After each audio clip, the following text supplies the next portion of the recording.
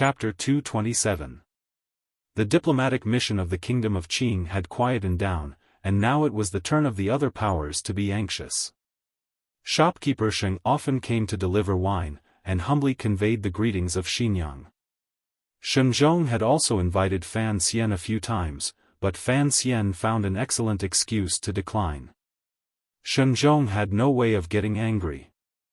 On the contrary, Chang Ningho felt his heart ache at the loss of a fat piece of meat that had been at the tip of his tongue.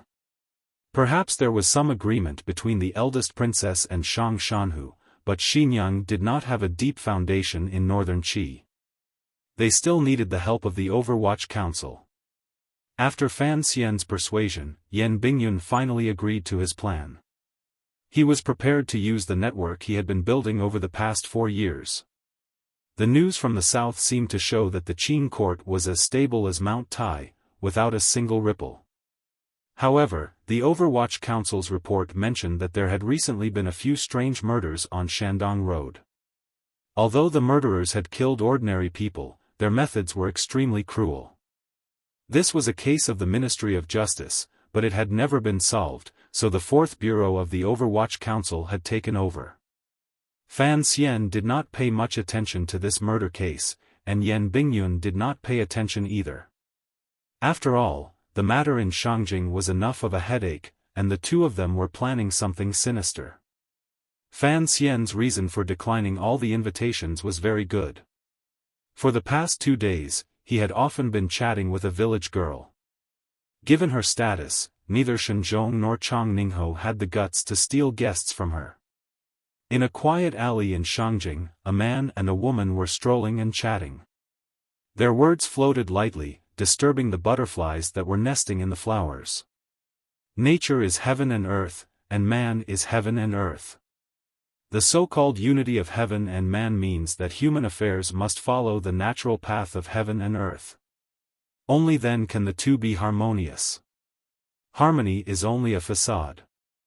What do you think is the unity of heaven and man, and the connection between heaven and man? Oh, I'm not sure about that. I just think that man follows the earth follows the heavens, heaven follows the Tao, and the Tao follows nature. Only then can there be harmony. Or harmony. Harmony is the highest. Master Fan, what you have said today is completely unconventional. I am truly impressed. Although she said she admired him, Haitang still put her hands in her pockets and dragged her feet. Her expression was serene as she walked on the street like a lazy woman. There was not a trace of admiration on her face. Fan Xian rubbed his nose in self-mockery.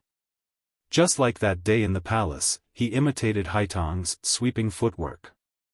Fortunately, this street was relatively quiet.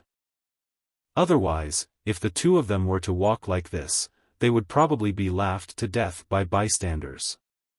Seeming to guess what he was thinking, Haitang said, I just feel comfortable walking like this. As for what other people think, I really don't care. Fan Xian thought about it for a moment and realized that it was quite true. People loved ease and hated work. Walking like this was indeed more comfortable than walking with one's head held high. The problem was, if one was really lazy, why not lie down in bed? As he thought this, his mouth naturally said, I still feel that lying on the bed is more comfortable.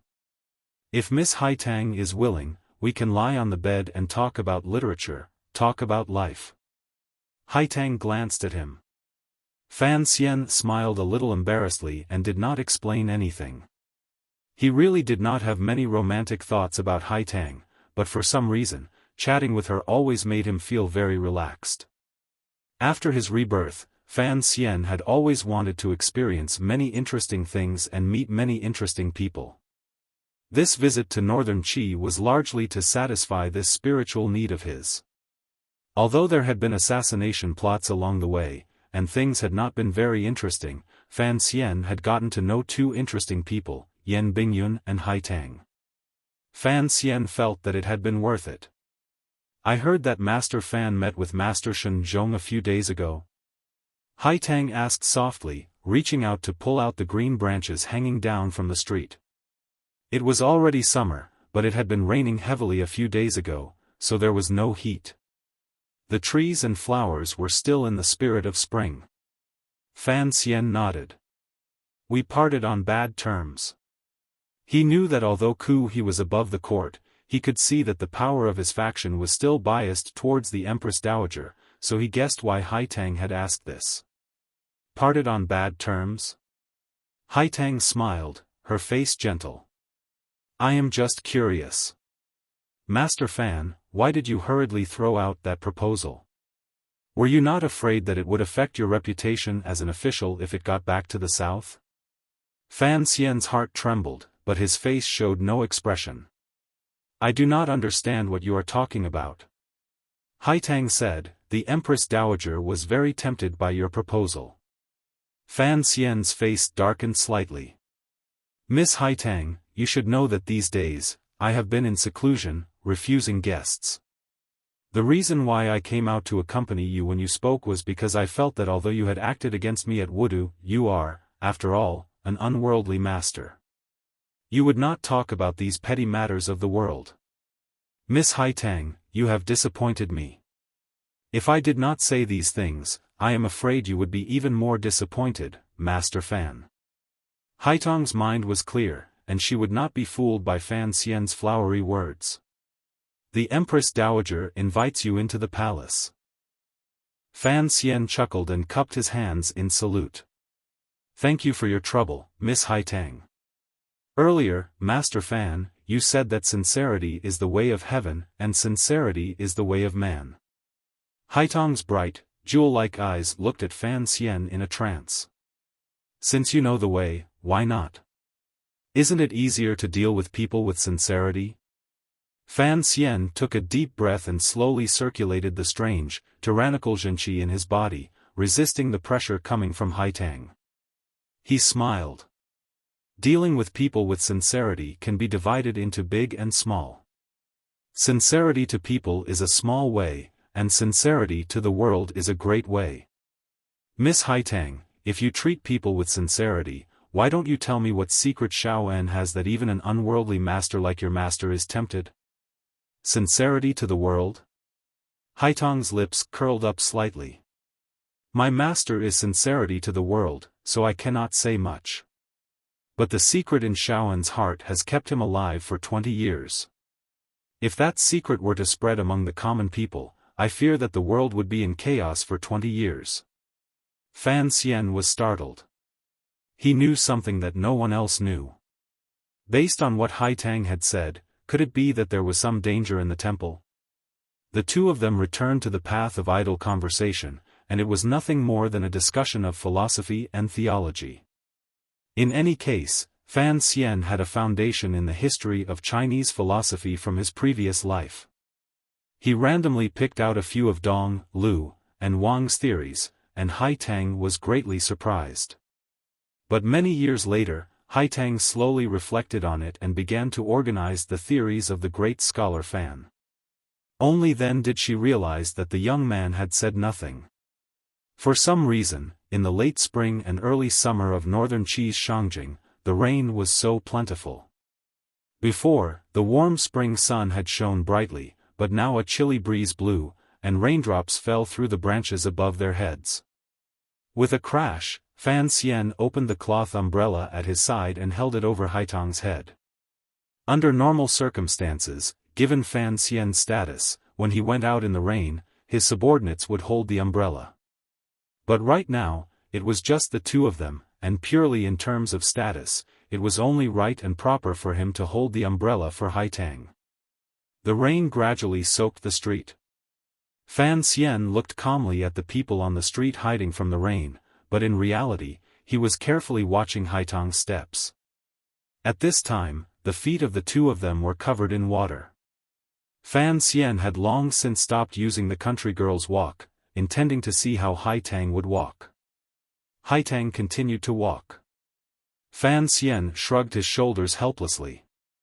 Only now did he realize that although Haitang's feet were dragging on the water, there seemed to be some kind of invisible power under her shoes, supporting her whole body. The soles of her shoes were not touching the water at all. This kind of skill, Fan Xian thought, was not at a level he could reach. He couldn't help but laugh at himself. Haitang floats on water. Haitang ignored him and continued to walk. Fan Xian sighed. I don't believe that you can walk comfortably like that. I don't like that man called Yan Bingyun, Haitang suddenly said. I think that Miss Haitang has always lived deep in the mountain palace. You shouldn't have had any contact with the great scholar of the Qing kingdom. Using deceiving women to obtain his own benefits, Haitang is quite shameless. We are officials, not ordinary people, Fan Xian said on Yan Bingyun's behalf. He didn't want Yan Bingyun to be remembered by a 9th-level master for the rest of his life. For the good of the kingdom of Qing, there are some things that we must do. Haitang said, ugliness is ugliness. Don't use being an official as a cover. Fan Xian smiled. Although being emotionless may not necessarily be a true hero, if one's heart is too soft, how can one survive in this chaotic world? Master Fan, do you believe that today's world is chaotic? The minds of the people are confused. Master Fan, do you believe that only chaotic times can produce heroes? I do not seek to establish myself as a hero. I only seek to be a man with a clear conscience. The two of them talked and stopped. They had already reached the outskirts of a small temple. At that moment, the rain had coincidentally stopped. This place was far away on the outskirts of the capital. It was very quiet, without a trace of human presence. A leaf fell on the stone steps in front of the temple. The temple door was slowly pushed open.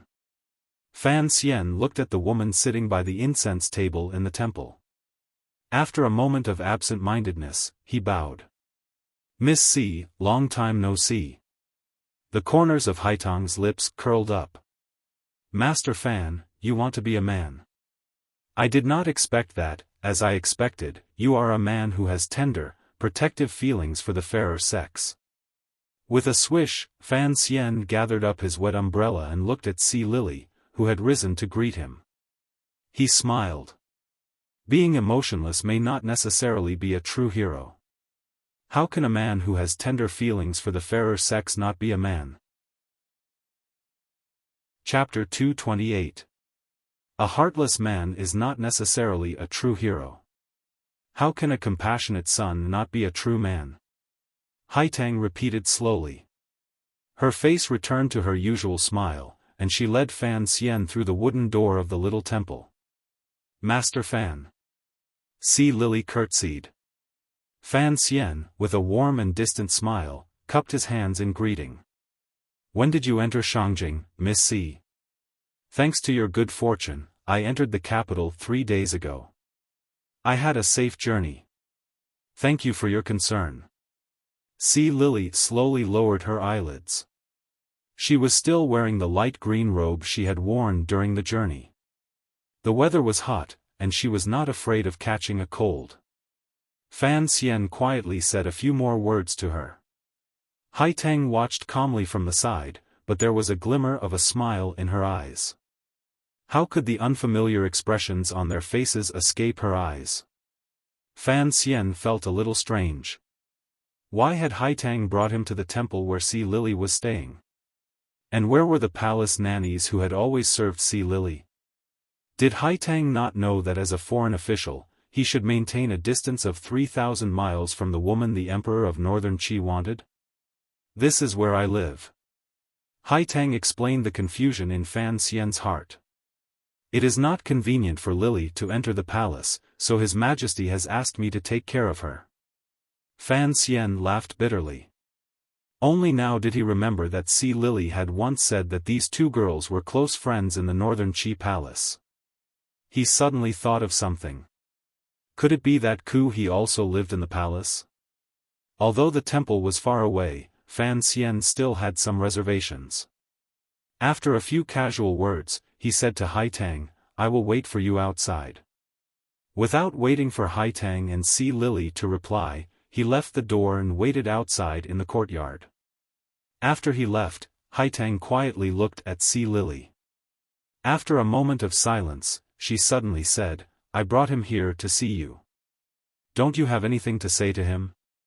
Sea Lily raised her head, and a trace of confusion flashed across her charming face.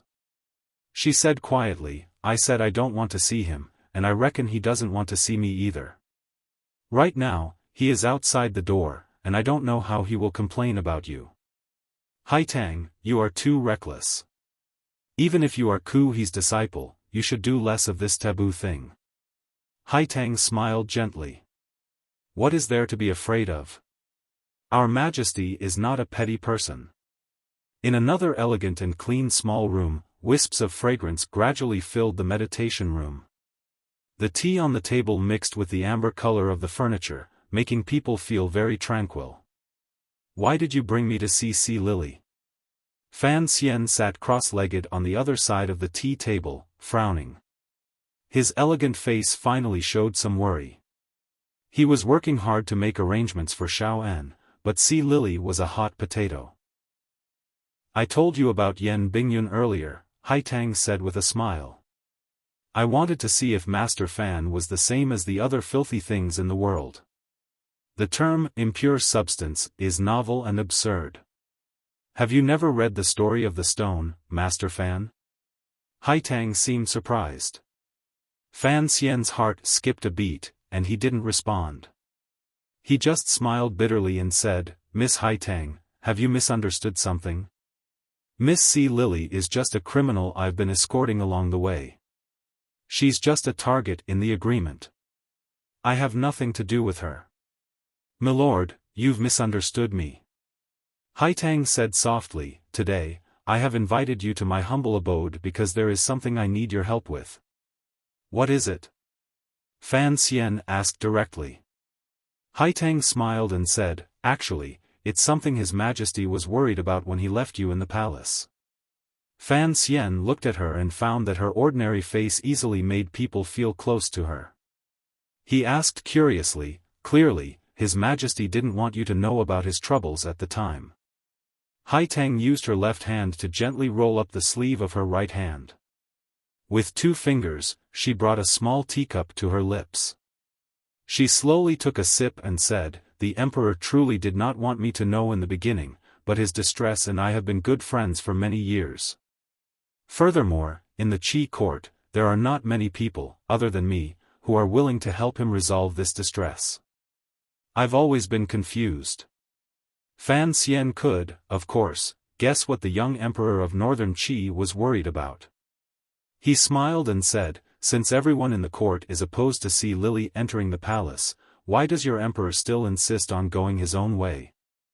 Looking at the current situation, Sea Lily can only temporarily stay in Miss Haitang's residence, and presumably the Empress Dowager won't allow her to enter the palace. Master Fan, are you suspecting that there's more to this matter? Correct. I've never believed that there's such a thing as affection in the royal family. For some reason, Fan Xian was faintly unhappy, and his words were much sharper. Haitang stared at him calmly. After a while, she said, emperors are also people. How can you say anything about the matters between men and women? Fan Xian shook his head and thought of the emperors of his previous world.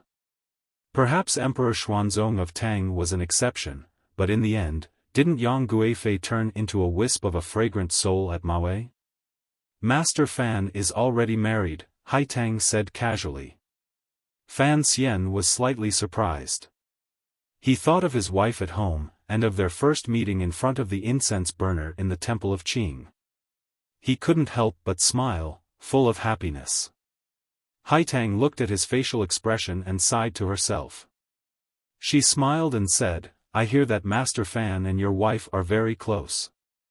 If someone tried to stop you two from being together, what would you do?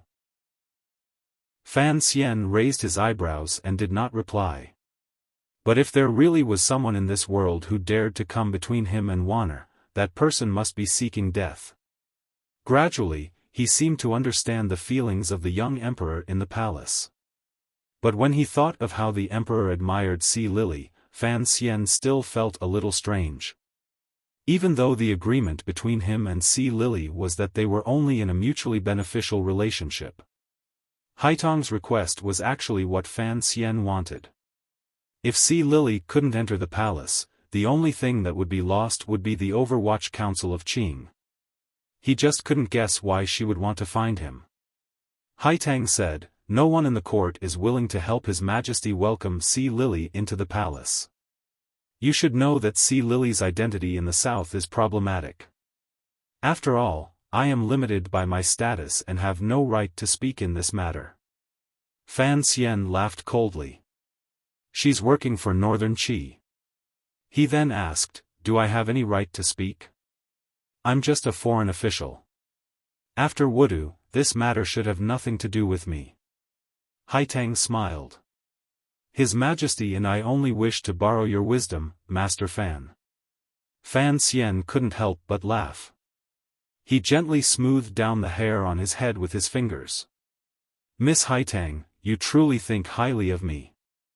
Haitang calmly said, "Master Fan was originally a nameless person, but in a year's time, you've become the world's most famous immortal poet, a powerful figure in the south. If you say you have no wisdom, no one in the world would believe you. I'll think of something, but I don't know if it will work." Fan Xian picked up a cup of tea and drank it in one gulp. "The key is still the Empress Dowager. If she isn't willing, nothing will work." Haitang stood up and bowed slightly. "I thank you in advance. It seems that the relationship between you and Sea Lily is not shallow." Fan Xian bowed in return. "If I ever need your help in the future, I hope you will remember the friendship between us today." Haitang expressionlessly replied, "As long as it doesn't involve the politics of our country, I promise to do so." Fan Xian said, "Don't worry. What I want you to do may never happen. If it does, it will only be an internal problem of the Kingdom of Qing, and you won't have to go against the natural order that you've always pursued." "That's good." Haitang relaxed a little. As the head envoy of the south, all of Fan Xian's movements in Shangjing had to be monitored by the court of Northern Qi. This was a tacit understanding in habit between the two sides, so it was rare for him to have complete freedom of movement. But today was an exception. Fan Xian was taking a stroll with Haitang, and Haitang clearly didn't like the rats of the brocade guard following them, so they walked together under an umbrella. It looked like they were strolling leisurely, but they had thrown off all the spies. He believed that the brocade guard wouldn't have the courage to follow them even after Haitang had clearly expressed her hostility. After leaving the wondrous little temple where the two girls lived, Fan Xian stretched. He didn't see any familiar brocade guard around the corner. A happy smile appeared on his face, and he walked into an alleyway at the corner of the street. There was no clear sky after the rain.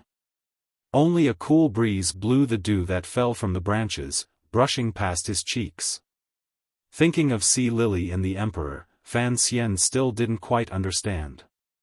But the topic that Haitang had just mentioned made this 17-year-old man's thoughts return to the capital, to the side of his wife and sister. Homesickness began to rise, and a warm feeling began to fill his chest. Occasionally, pedestrians passed by the alley. Some laborers were pushing handcarts, taking shortcuts to get to the shops where they worked. Fan Xian's face wore a gentle smile, as beautiful as the sun, and he slowly walked toward the alley. A handcart came from behind him, and as it brushed past him, Fan Xian flicked his wrist, and the black dagger he had been holding in his palm stabbed horizontally. With a muffled squelch, the dagger pierced the throat of a spy dressed as a laborer. The cold blade entered the flesh, and the man fell to the ground. In the next moment, Fan Xian was already stepping on the overturned handcart. His whole body floated to the end of the alley like a shadow. His fingers held a poisonous needle, and he stabbed it into a major acupoint in the chest of a man. His left hand strangely shot out from under his right armpit, and 3 crossbow bolts shot out at the same time, nailing a stunned man to death. With a backhand slap, he shattered the neck of the paralyzed man. Fan Xian took off his clothes, turned over, and used the rain hat to cover his face and his sunny smile. He pulled the crossbow bolts from the dead man's body and walked out of the alley. Chapter 229. After leaving the small temple, Fan Xian had been followed by 3 people. He didn't know if they were spies from the brocade guard or people from the palace, but no matter which side they were from, Fan Xian would not allow anyone to follow him today. After pulling out these 3 spies, Fan Xian confirmed that no one was following him, and then he began his next step. After leaving the alley, he did not take a carriage, because any opportunity to come into contact with people could leave behind clues that Northern Qi could find. On the wet street, the number of people gradually increased. Using the crowd as cover, Fan Xian lowered his head and walked silently among the people of a foreign country. According to the Overwatch Council's anti-tailing rules, he should be looking for a cloth shop and then go through a back door. After a few more turns, he would be able to reach his destination. But Fan Xian did not use this method. First, he was confident that no one was following him. Second, he thought that if he made too many turns and came into contact with too many people, it would be easier for him to be discovered. Along the way, he carefully snuck into an official's manor.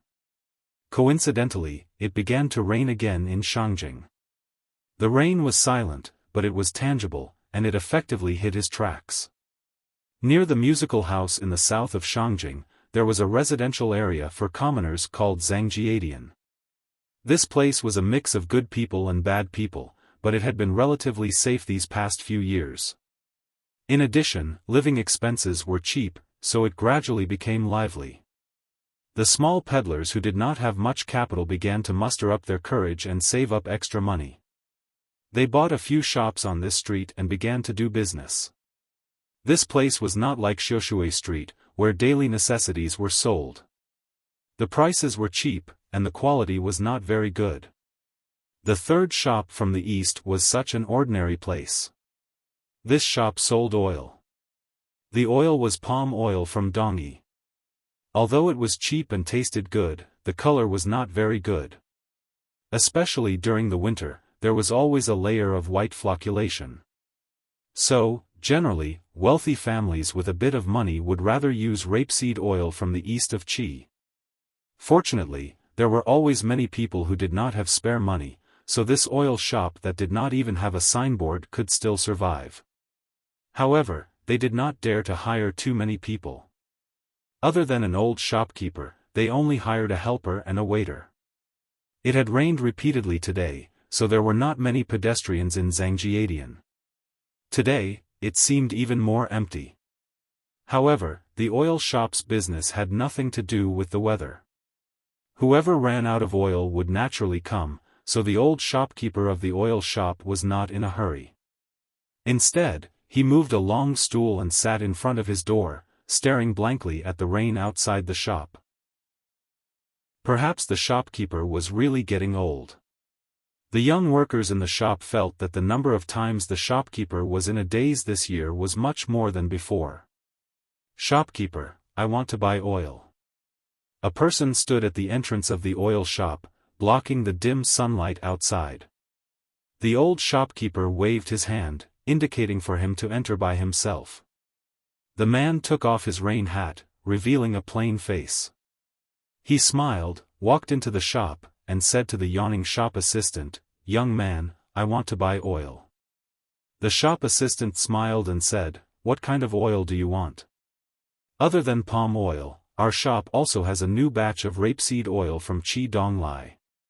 The shop assistant's attitude was respectful, but he was muttering to himself, "Of course people who come to our shop want to buy oil. Isn't this nonsense?" The man said, "Give me half a caddy of palm oil." The shop assistant replied crisply, "Okay." He nimbly poured oil into the scale, and then found that the man's hands were empty. He couldn't help but scratch his head. "Sir, what do you use to carry it? Do you have a pot here?" "Yes, a wooden pot is 3 copper coins." The shop assistant was very happy to have made another business. The man did not speak after taking the oil pot, as if he was still thinking about something. The shop assistant asked curiously, "What else do you want? Do you have sesame oil? Do you have sesame oil?" The question was very soft and not very loud, but the old shopkeeper's withered right hand, which was sitting outside the shop and propping itself up on the bench, trembled slightly. The shop assistant said unhappily, "We don't have such good goods in our shop. In the whole of Zhangjiadian, who can afford to eat sesame oil?" As he spoke, the old shopkeeper had already slowly walked back to the counter and waved his hand to signal the shop assistant to leave. He looked at the customer with a face full of smiles and explained, "Sesame oil is too expensive. Except for when it's used to worship the heavens, no one usually buys it. There's still half a year until the day of worship, so our shop hasn't stocked up yet." The man smiled and said, "Other than worshipping the heavens, worshipping people is also possible." The old shopkeeper's smile became even more respectful. He said, "Then tell me the quantity. We can order it on your behalf." The conversation had reached a crucial point, so both of them spoke softly. However, that person's memory must be very good, so he was able to clearly state the weight of the next batch without any ambiguity. "I want to buy 7 caddies, 3 taels, 9 qian and 4 hao, palm oil." The old shopkeeper was calculating with his abacus, and then he looked troubled. He said, "There's a problem with the price." "Sir, let's go into the inner room and talk." "That's fine." The old shopkeeper ordered the shop assistant to keep watch outside, and then he led the customer into the back room. The shop assistant now knew that the man wasn't here to buy oil, but to sell oil.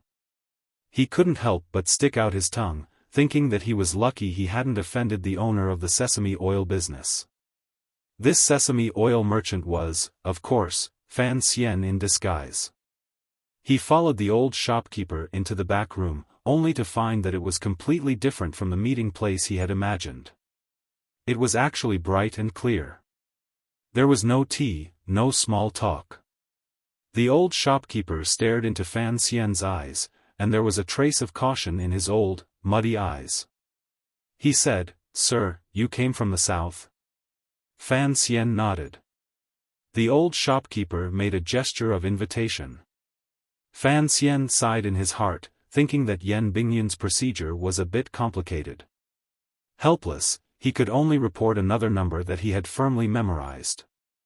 Only now did the old shopkeeper confirm the other party's identity. Only then did he relax. He took out a small knife dipped in poison from his sleeve with trembling hands and placed it in his hand. Fan Xian knew that if the man was a spy from the kingdom of Qi, the old shopkeeper would have to kill him as soon as possible. This was also why Yan Bingyun felt so humiliated after being captured alive. The old shopkeeper looked at him and said, "Sir, what position do you hold in the Overwatch Council?" Fan Xian shook his head. "I don't think the situation at hand allows us to be long-winded." The old shopkeeper laughed bitterly. "It's already been a year. It's been a whole year since we've received any news from above. After the incident, the court hasn't sent anyone to take over. I thought the court was going to let us enter a period of silence." The so-called period of silence was when, as soon as a gap appeared in the spy system of an enemy country, they would immediately stop all operations to avoid being exposed. This period could only be a month, or it could be 10 years. Fan Xian frowned. Yan Bingyun's capture was the most unlikely thing to happen in a spy war between the two countries, because Yan Bingyun didn't need to carry intelligence back to his country and personally investigate such dangerous matters. But the eldest princess's move had paralyzed the entire network of the Overwatch Council in the north. Yan Bingyun had always been in the hands of Northern Qi, and the court and the Overwatch Council didn't dare to take the risk of contacting them. That was why there had been a year of silence. I hope that after a year of silence, everyone's bodies haven't rusted. Sir, please be at ease. The old shopkeeper knew that if this man had come to take over Yan Bingyun's position, he must be an important figure in the council, and he could faintly smell the scent of blood on him. The old shopkeeper's reply was especially careful. "Sir, please give the order. 3 matters, some urgent, some slow." Fan Xian looked at the old man in front of him. He knew that this old man, as well as the countless other spies in the council, must have had a difficult year. They were like wandering orphans with no home to return to, so he deliberately softened his tone. "The most urgent thing is to immediately find out where Xiaofan is being held. The second matter is to investigate the real reason for the enmity between the Empress Dowager and the Emperor." This was something that Fan Xian had never understood. The young emperor seemed to have eaten too much. The old shopkeeper's expression didn't change. Although he knew that either of these 2 tasks would be extremely difficult, he only quietly waited for the man in front of him to issue the third order. "Investigate Xiaofan's matter quickly. The matters in the palace can wait." Fan Xian muttered to himself, "As for the third order, I think you should know that the palace treasury has been smuggling goods northward for the past few years." The old shopkeeper narrowed his eyes. For the first time, a strange light appeared in his eyes. "That is a problem in Xinjiang. Sir, has the council finally decided to act?" Fan Xian shook his head and quietly said, investigate thoroughly for me. However, don't touch a single hair on them. You have to control all of the joints that can be controlled. If the council wants to act in the future, you have to make sure you have enough things in your hands to salvage this entire trail clean. Understood. The old shopkeeper knew that this was a long-term task that could be taken slowly. But Fan Xian was thinking about something else. He didn't know if the matter with Master Chui was a test from his mother-in-law, or if she had something to ask of him, so he had to bear with it for now. Although Xinjiang had never known that Fan Xian was the culprit behind the incident with Yanji and Guangxin Palace, the conflict in the Great Hall of the Ministry of Justice had gradually brought the conflict between him and the eldest princess to the surface. Chapter 230. How should I reply, sir? This was a crucial point. Fan Xian didn't know how Yan Bingyun had managed to communicate with his subordinates, so he didn't dare act rashly. He only said quietly, "Within 2 months, there shouldn't be any specific executors coming to Shangjing, but I will temporarily assign someone to be responsible for contacting you." The old shopkeeper looked worried. "Sir, please be careful. Although the brocade guard of Northern Qi couldn't compare to the Red Cavalry of Northern Wei in the past 20 years since Xiaofan was captured, I still have to consider the children under me." Fan Xian nodded. This was why the Overwatch Council hadn't dared to take the risk of contacting these orphans even after a year. He said quietly, "Don't worry. The person I'm looking for is the one least likely to be followed in the council." Without question, he was talking about Wang Qinian, the one who had spent his entire life following others, but had never been followed by anyone. He couldn't stay in this place for long. After saying a few more words, Fan Xian got up and prepared to leave. Before he left, he suddenly said, "Change the secret signal." "Yes, sir." The old shopkeeper bowed slightly. 131452777777. "Yes, sir." The old shopkeeper repeated the seemingly random number without a single mistake. Fan Xian nodded, somewhat satisfied. He returned to the front hall and saluted the old shopkeeper like a merchant, not forgetting to carry the 2 pots of tung oil in his hands. Seeing the merchant leave, the young shopkeeper joked, "Boss, you're ready to bring in the oil so early?" The old shopkeeper looked at the only shopkeeper in the shop and smiled. "Yes, there's a big deal coming." The shopkeeper thought to himself, could his shabby oil shop be like those oil merchants in Dongyi and do a few big deals? A few hundred caddies of business was a big deal. The young man couldn't help but look down on the shopkeeper's lack of ambition. On the way, Fan Xian carefully disposed of the oil in his hands. He didn't dare give it to the beggars on the street, nor did he dare throw it away. One of the most important rules of the Overwatch Council's secret agents was not to underestimate the enemy's ability. Although Shenzhong, the commander of the Brocade Guard of Northern Qi, did not appear to be very powerful in that rainy night in the brothel, Fan Xian knew that was definitely just a facade. After cleanly disposing of the oil pot, Fan Xian set out on his way back to the diplomatic mission. The sky was already dark, and there were few people on the road. As he passed the arch bridge over the Yuchuan River in Shangjing, Fan Xian rubbed his face a few times under the canopy, wiping away all of the rouge from the young lady's home. He squeezed it into a small yellow and red powder in his palm.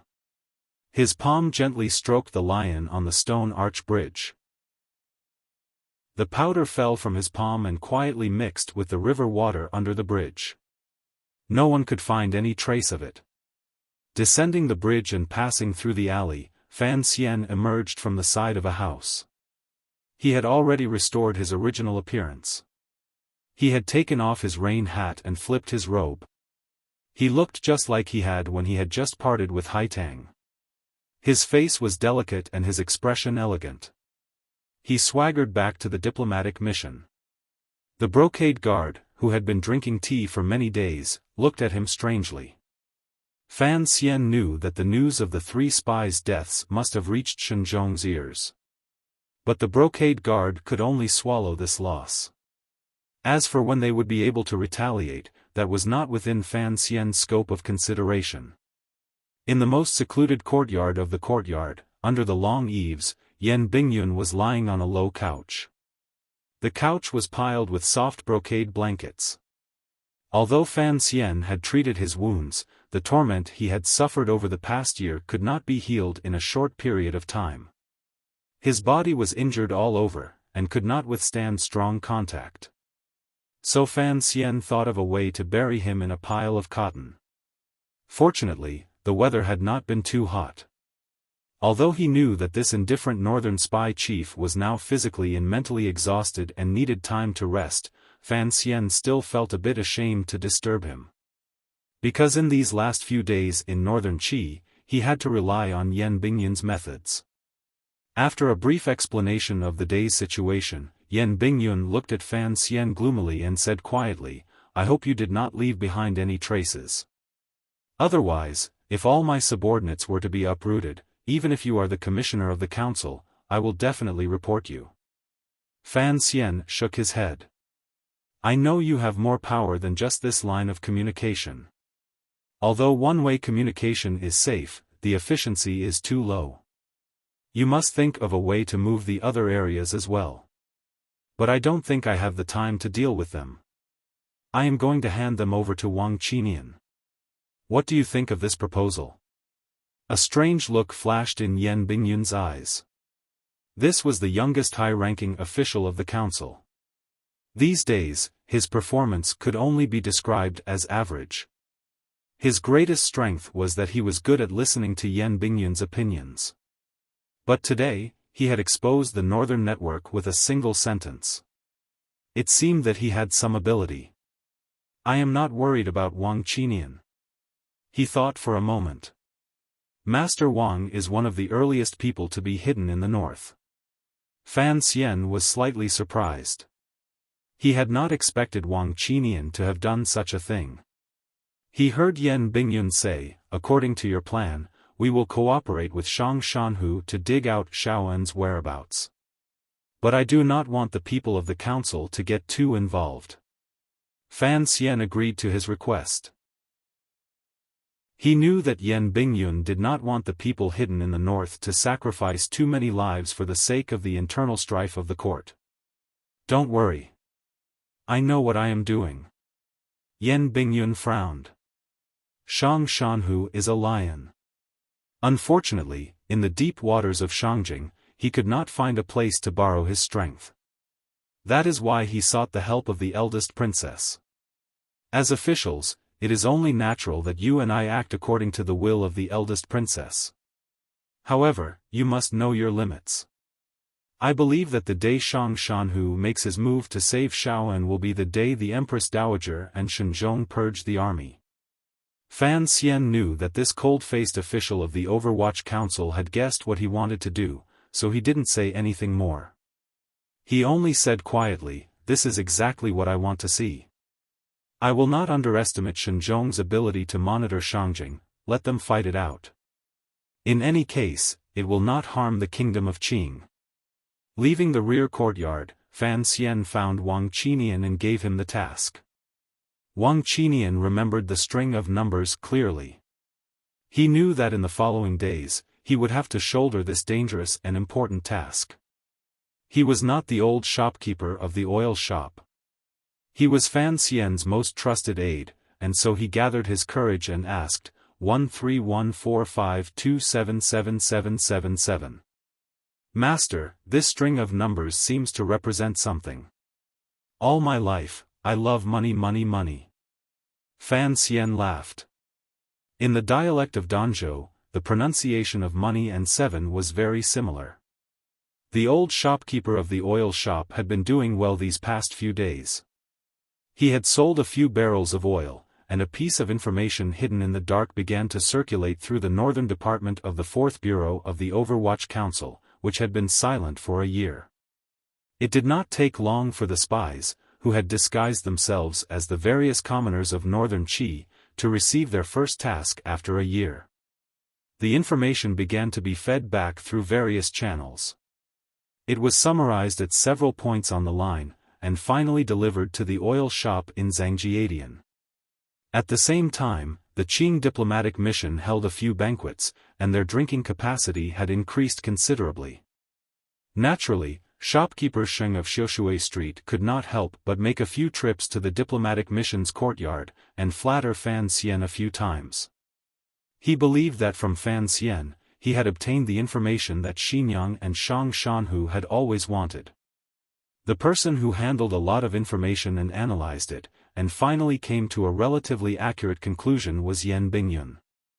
Over the past few days, the sound of his coughing could often be heard coming from the rear courtyard. Fan Xian did not have much to do. After all, he was the head of the diplomatic mission. Drinking and greeting were the proper things to do.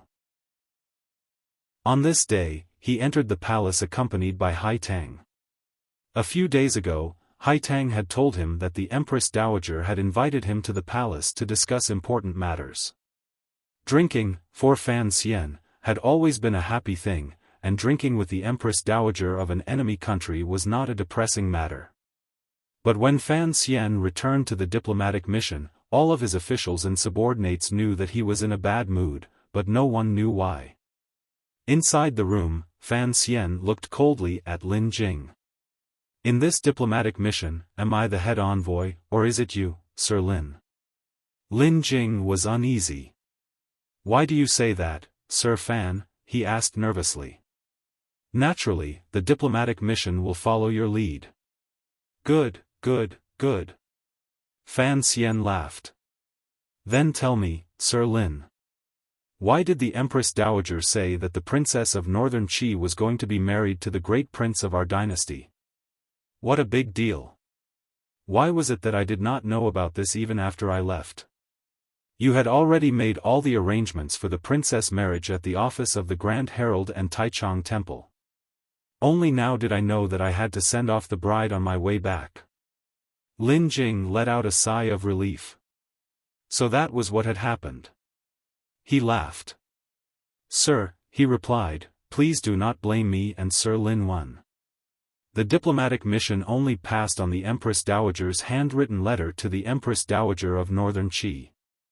How could we, the officials, have known that it was two women who had decided on the marriage of their own children in the letter? When word of this came out of the palace, what could we say? We were supposed to inform you of this, sir, but you have been away from the diplomatic mission for a few days, so we were delayed." Lin Jing rolled his eyes. He knew that this young man was a little angry. He smiled and handed over a letter. "The official letter will arrive soon. This is a secret letter from the court, expressing the attitude of His Majesty and the Empress Dowager. Of course, they are willing to carry out this marriage. In fact, there are two other happy events that I wish to congratulate you, Sir Fan. Chapter 231. Congratulations my ass. Making a scene. Making a scene. As soon as Fan Xian thought of all the things that had happened, he was furious. He even learned Shen Pingping's catchphrase and laughed. Those old women eat too much pickled vegetables and worry too much. Aren't they afraid that they'll tire us runners to death? Lin Wen was startled. What a disgraceful thing to say. He hurriedly explained, the affairs of the court have their own rules. But the affairs of the palace have their own channels. You don't need to worry too much, sir. Fan Xian nodded. Although this marriage seemed a bit ridiculous, seeing how anxious the two courts were, it was a situation that everyone wanted to see. But southern Qing and northern Qi were known as the two most powerful countries in the world. If these two countries were to unite by marriage, the emperors of the small countries hiding far away would probably not be happy. Of course, the biggest headache would be the city of Dongyi, which was guarded by Sigujian's sword. Oh, right. You said I have something to celebrate? Fan Xian frowned. He didn't know what the great prince's marriage, which was scheduled to return to the capital in early autumn, had to do with him. Lin Jing and Lin Wen looked at each other and laughed. Sir, you'll know when you read the letter from the court.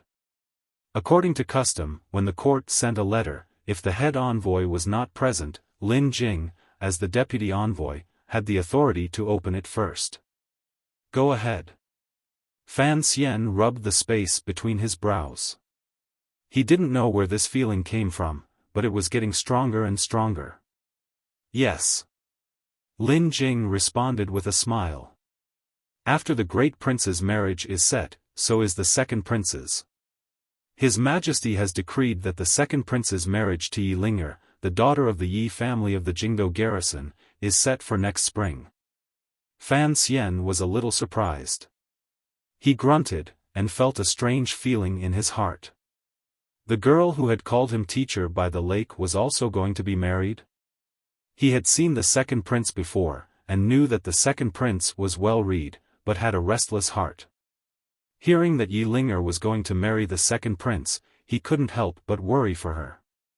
At the same time, he wondered what the emperor wanted to do.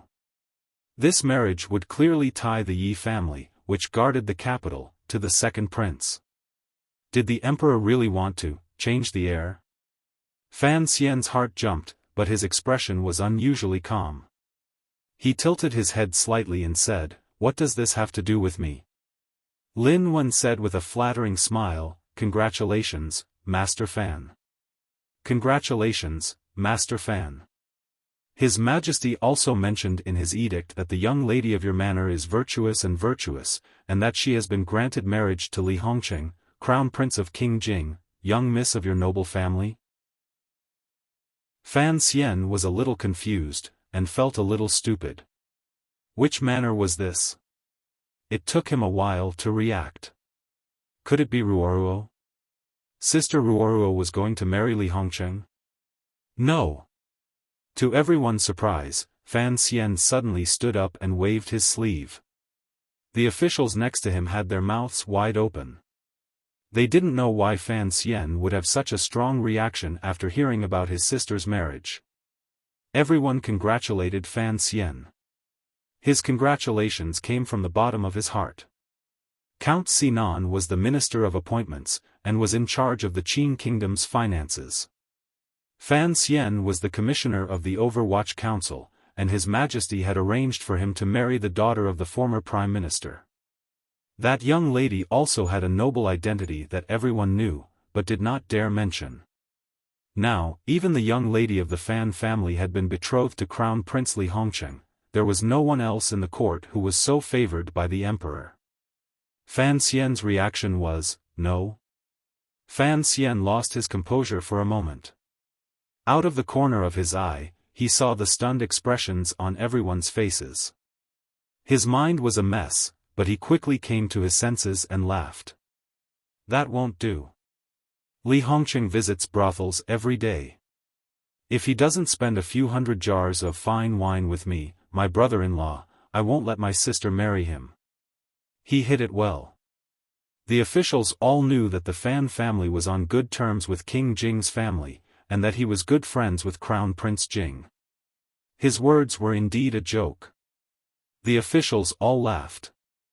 They said that Fan Xian was humorous, and that when they returned to the capital, they would visit him at his manor. Some even said that they would go with Fan Xian to find Crown Prince Jing and extort some fine wine. Fan Xian's eyebrows danced as he happily chatted with the officials.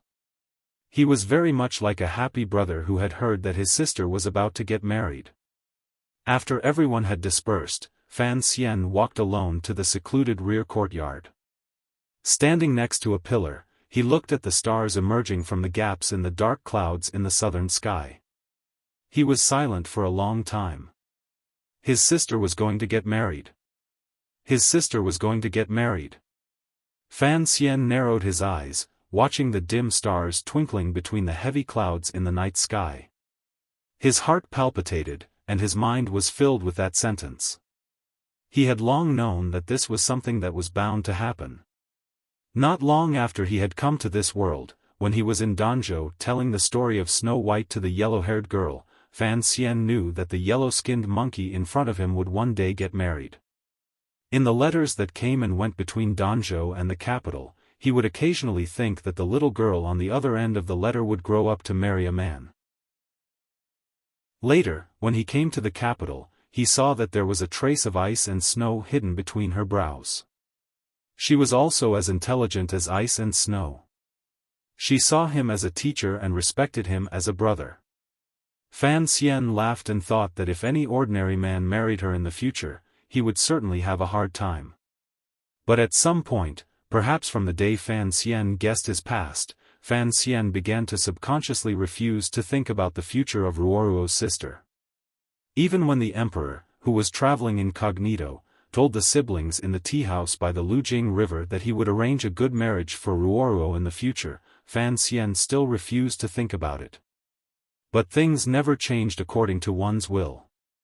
After Fan Xian got married, Ruoruo's marriage naturally became a problem that had to be solved immediately.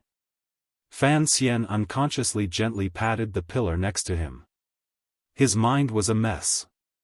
Although he had once talked about this problem with his sister and vowed that as her brother, he would definitely find her a good husband, when it came to matters like this, Fan Xian, who always liked to pretend to be confused, was in a rare state of confusion.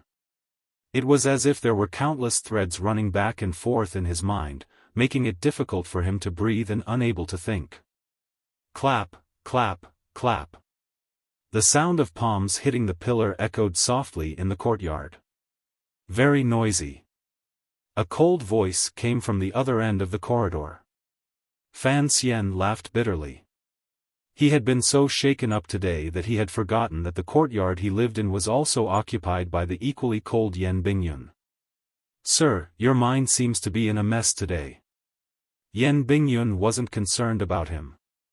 He was just curious as to why this commissioner of the Overwatch Council, who was used to hiding all his thoughts and only giving others the appearance of sunshine, was so sad tonight.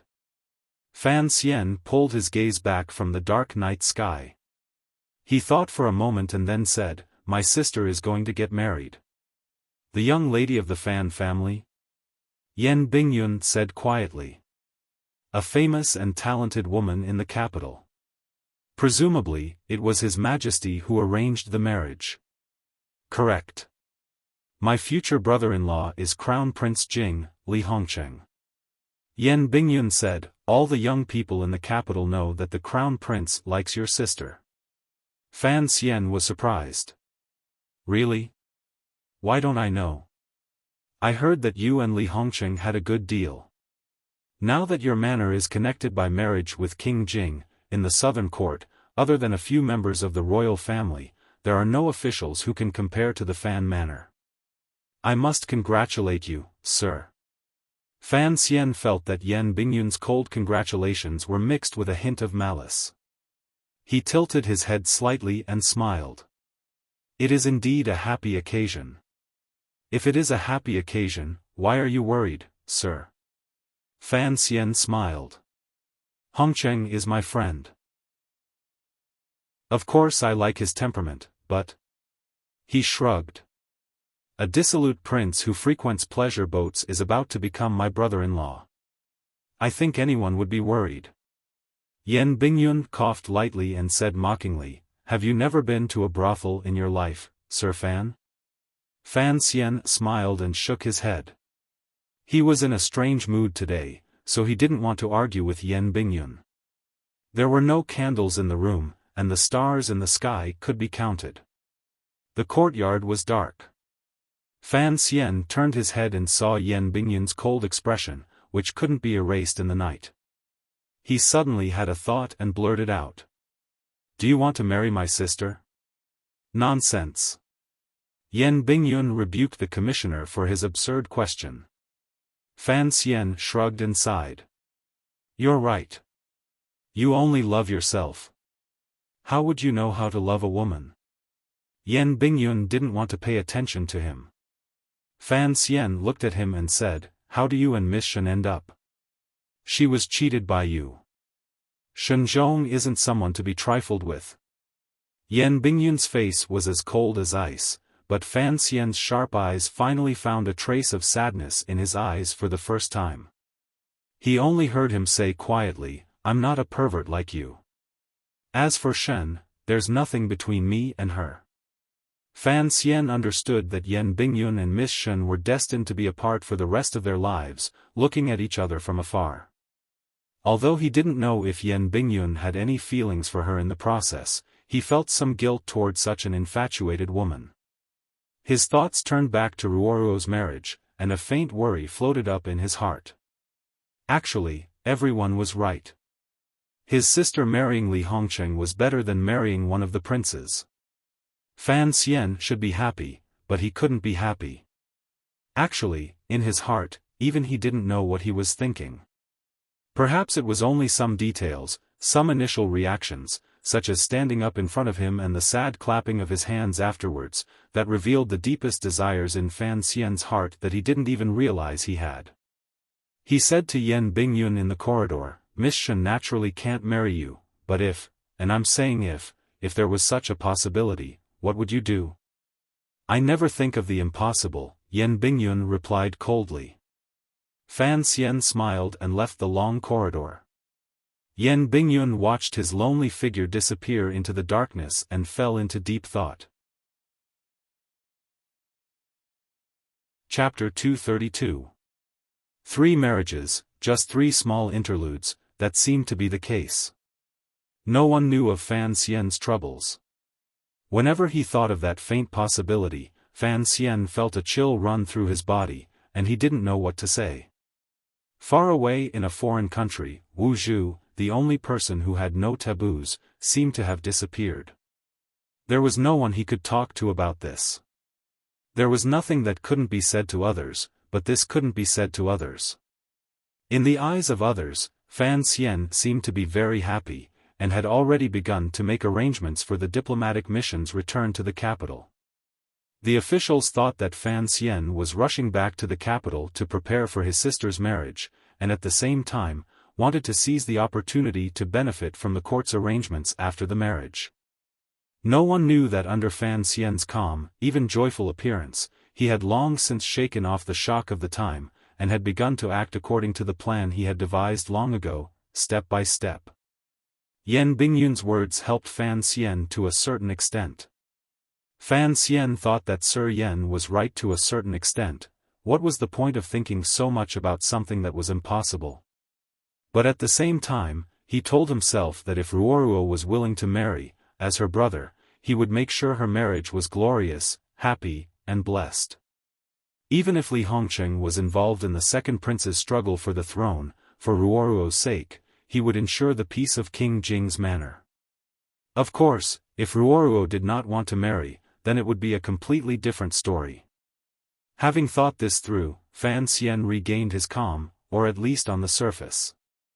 He had entered the palace twice these past few days, mainly to deal with the first marriage alliance since the founding of the 2 countries. This was an important matter, and no one, including Fan Xian, dared to be negligent. What made Fan Xian somewhat happy was that, under the pressure of the harem, Shenzhong and Chang Ningho had finally lowered their heads. The secret service organizations of the two countries had a preliminary idea of how to distribute the goods from the north through irregular channels, as well as specific measures. In this plan, Fan Xian, as an important figure in both the Overwatch Council and the Palace Treasury, would naturally reap the most benefits. In reality, what Fan Xian was happy about was not the matter itself.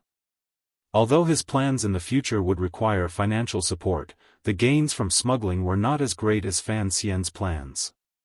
What truly made him happy was that, since he was going to make changes to the channel, then the output of goods from Xinjiang would certainly be reduced, and the income would certainly be reduced. The eldest princess power would presumably be weakened. Fan Xian also understood that the eldest princess had allowed this to happen because he had promised Xinjiang that he would cooperate with Shang Shanhu and rescue Xiaofan, who was hiding a shocking secret. This seemed to show that the eldest princess still placed the interests of the Qing court above her own. This, which was a bit like an act, surprised Fan Xian. It was also during these few days that the patient Yan Bingyun's ability to plan things was demonstrated to its greatest extent. When Fan Xian held the case file, he couldn't help but sigh in admiration. Yan Bingyun's methods were simple, but they were the safest and most appropriate. They preserved the safety of the Qing forces hidden in the north to the greatest extent. There were many kinds of spies in the Qing kingdom. Yan Bingyun controlled secret agents, such as the oil shopkeepers and the attendants hidden in the manors of the nobles, and even some officials. There were also open spies, such as the shopkeepers on Shoshui Street and the merchants from the south. Their main purpose was to do business, but they traveled the world, so they naturally had to send useful information back to the Qing kingdom. These few days, open spies and secret agents began to exert themselves. The intelligence system, which had been in hibernation for a year, began to awaken, and immediately displayed its powerful investigative abilities. Everything was ready. All that was left was for Shang Shanhu to make his move. Fan Xian and Yan Bingyun sat in the diplomatic mission, drinking wine in a relaxed manner. Fan Xian looked at the extremely cold Yan Bingyun and said, "Sir Yan, you are my subordinate after all. Can you not give me that look every day?" "I am not a flattering subordinate," Yan Bingyun replied coldly. Fan Xian smiled. He knew that this man in front of him, who had been hiding in northern Qi for 4 years, had many different faces. Back then, who could have guessed that the great scholar Yun, the son of a sea merchant, who wandered among the nobles, was actually the head spy of the Qing kingdom? Such a person had to be very good at socializing, and very good at using money and power. Yan Bingyun was treating Fan Xian coldly because he was his superior, and not because he was the target he wanted to deal with. Northern Qi really is stupid. Fan Xian took a sip of tea. "I can't believe they let you out so early and let you stay in the diplomatic mission for so many days. If it were me, I wouldn't trade you for 10 divisions. This was an allusion from Fan Xian's previous life. Yan Bingyun didn't feel anything when he heard it, nor was he moved in the slightest. Perhaps they thought the royal court was stupid enough to trade Xiaofan for me. Thinking of this, Yan Bingyun still felt a little depressed. But Northern Qi didn't have much use for Xiaofan, and they still had to think of a way to kill him. That was stupid to the extreme. Fan Xian sighed and said, "Someone once said that a country is like a person. It can never be a perfectly functioning machine. Often, it changes according to the mood of the ruler. The royal family of Northern Qi was divided, but Ku He's light was too bright, so they imprisoned Xiaofan again. If Shang Shanhu wasn't Xiaoan's adopted son, I don't think anyone would dare to challenge the royal family's decision. What about you?" Yan Bingyun frowned. "On the way north, you clearly had the opportunity to kill Xiaofan, but you let him go. Now he's already in Shangjing, and you want to save him.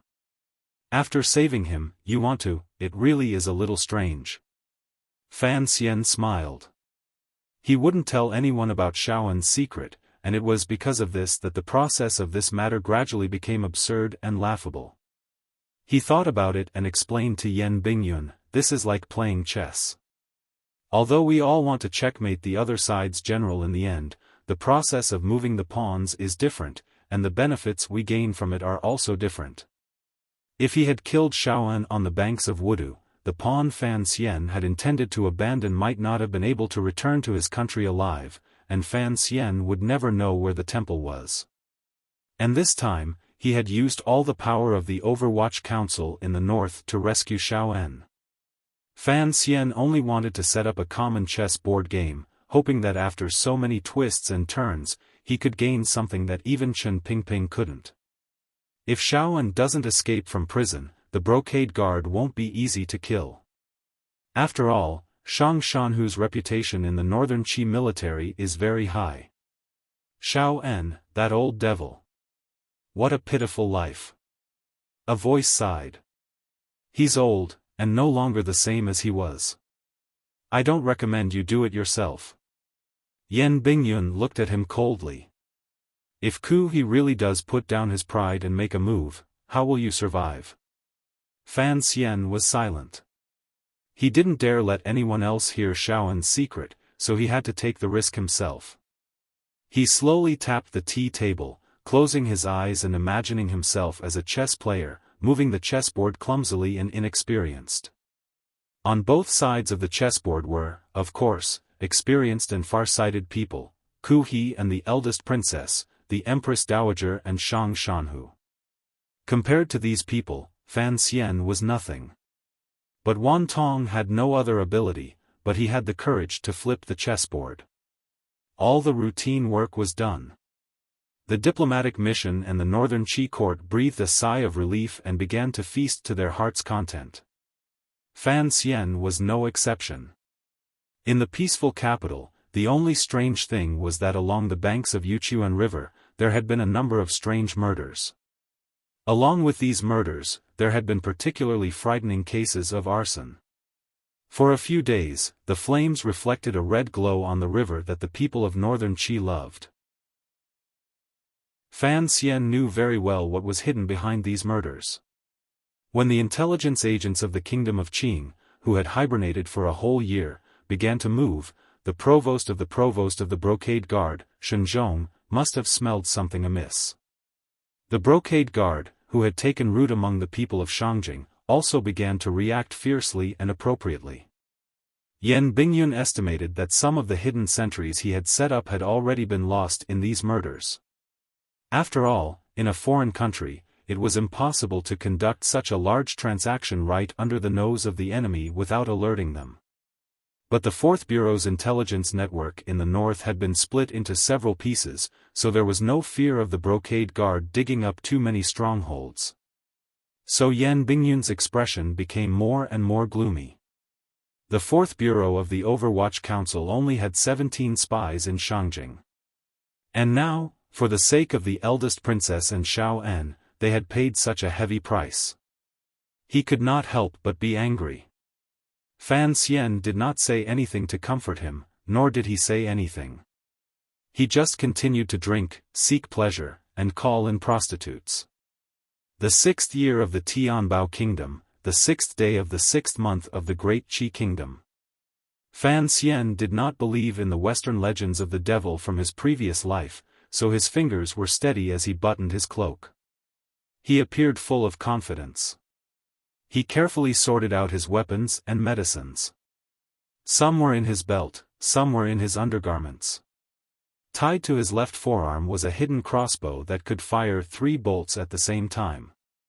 The Third Bureau of the Overwatch Council's secret smoking powder was in a bag about the size of a knuckle on his right wrist. Fan Xian looked at the metal box on the table, which was illuminated by the dim light, and narrowed his eyes. After the box was opened, there were 3 pills, red, blue, and white. They looked strange, and always made people think of some very strange things. The red pill was not small, but the smell of medicine had faded. It was impossible to tell what it was made of. Many years ago, Fei Jia had left it behind because he was worried about the tyrannical Zhenqi in his body. Fan Xian thought for a moment, then hid the large longan-like pill in his belt.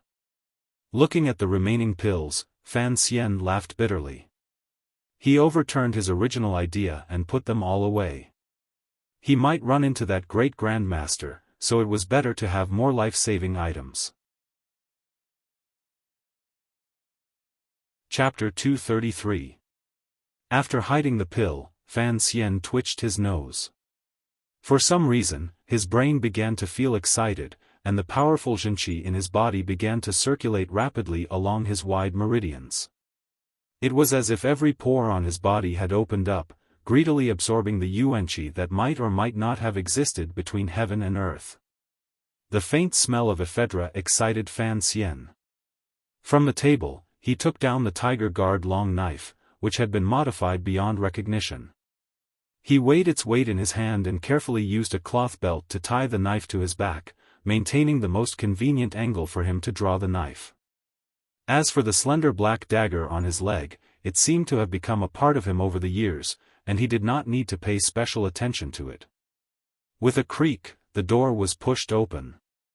Wang Qinian walked in, bowed to Fan Xian, and whispered something in his ear.